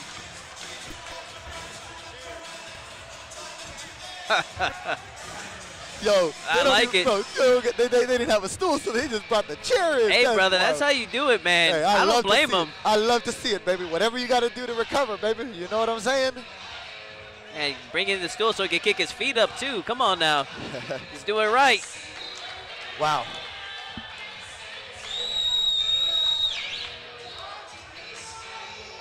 Man, that was a 10-8 round for Josh Thomas. I mean, just damage and duration. I agree. I agree. That was one-way traffic the whole first round. I definitely believe it was a 10-8 again. If you're Thomas Laredo's coach, what adjustments do you tell him to make in the next round? Thomas Laredo, I would say that, I mean, he needs to just try to throw a bomb and then work takedown defense, you know what I'm saying? But it's one thing to know that you have to stop the takedown. It's another thing to be able to actually stop it, you know? We're going to see what's going down in the second round. Both fighters undefeated thus far. We got it, Josh. We got it. Anything can happen in MMA. Round 2 underway. Wow. Laredo opens up with a big front kick, narrowly misses.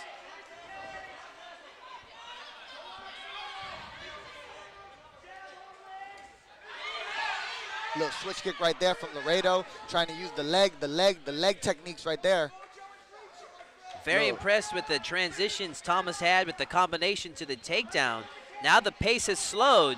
Little 1-2-1, the boxing combination from Josh Thomas, and that he uses that right there to actually set up his takedown.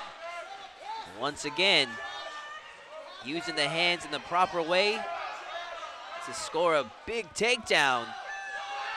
Yeah, that was very, very strong from Josh Thomas right there. Now he's back in top position again, trying to just wear down his opponent right now as he continues landing these strikes from the top position. He's very, very strong in this situation. Referee Jeff Rexroad keeping a close eye on this matchup so far. Thomas has landed so many strikes from top position. But right now, Laredo's tied up Thomas, shut down any attempts he's made for strikes. Yeah, Laredo was holding on to the head right there. But Josh Thomas, once he popped it out, now he's ready. Now he's looking to go and rain down some blows as well. He's in the top position. He's looking to control right now that wrist right there, trying to possibly go for a trap, and then he just keeps putting that weight on him, transition to the next position, and just landing the strikes, putting on a grappling clinic right here. Now he's trapping the arm right there with the wrist. This time, Thomas systematically made his way to the mount. Now it's just transitioning to back mount. Almost at the old school Hickson Gracie style, wrapping that forearm across the face. Now he's on the neck right here. Oh, it's in there. And Josh Thomas is the new Elevate Fighting Championship featherweight champion. Wow, that was really, really cool. I'm glad I got to see that today, you know what I'm saying? Josh Thomas putting on the grappling clinic, running the action. Respect from both fighters right there. Good show of respect from these fighters, you know. Josh Thomas, a stud at 4-0. Never been the distance at 4-0. Baby. Wow. It's looking like he is ready to take that step to the next level and turn pro here very soon. Whoa. not just yet, baby, you know what I'm saying? But he looked great tonight, you know what I'm saying? Josh Thomas, the new champion, you know what I'm saying? Okay, Ricky. He's got a bright future ahead of him, my boy Josh Thomas. If needed be, let's give him one more amateur fight. He can finish out his amateur career at 5-0 and then turn pro. How about that? Hey, we'll see what the boys and the coach is talking about, you know what I'm saying? But man, tonight is Josh Thomas's night, and I'm really proud of him, and I'm really glad that he was able to come out of the cage safe tonight with the victory and with the win and the championship. 1 minute 56 seconds in round number 2. Your winner and new Elevate FC featherweight champion, Josh Thomas. We will be keeping a close eye on the career of Josh Thomas. Chris Lopez, Elevate Fighting Championship. We think you have a potential star on your hands in Josh Thomas. We shall see the future of this young man as it's looking bright. To the victor goes the spoils. Congratulations to him and congratulations to his team.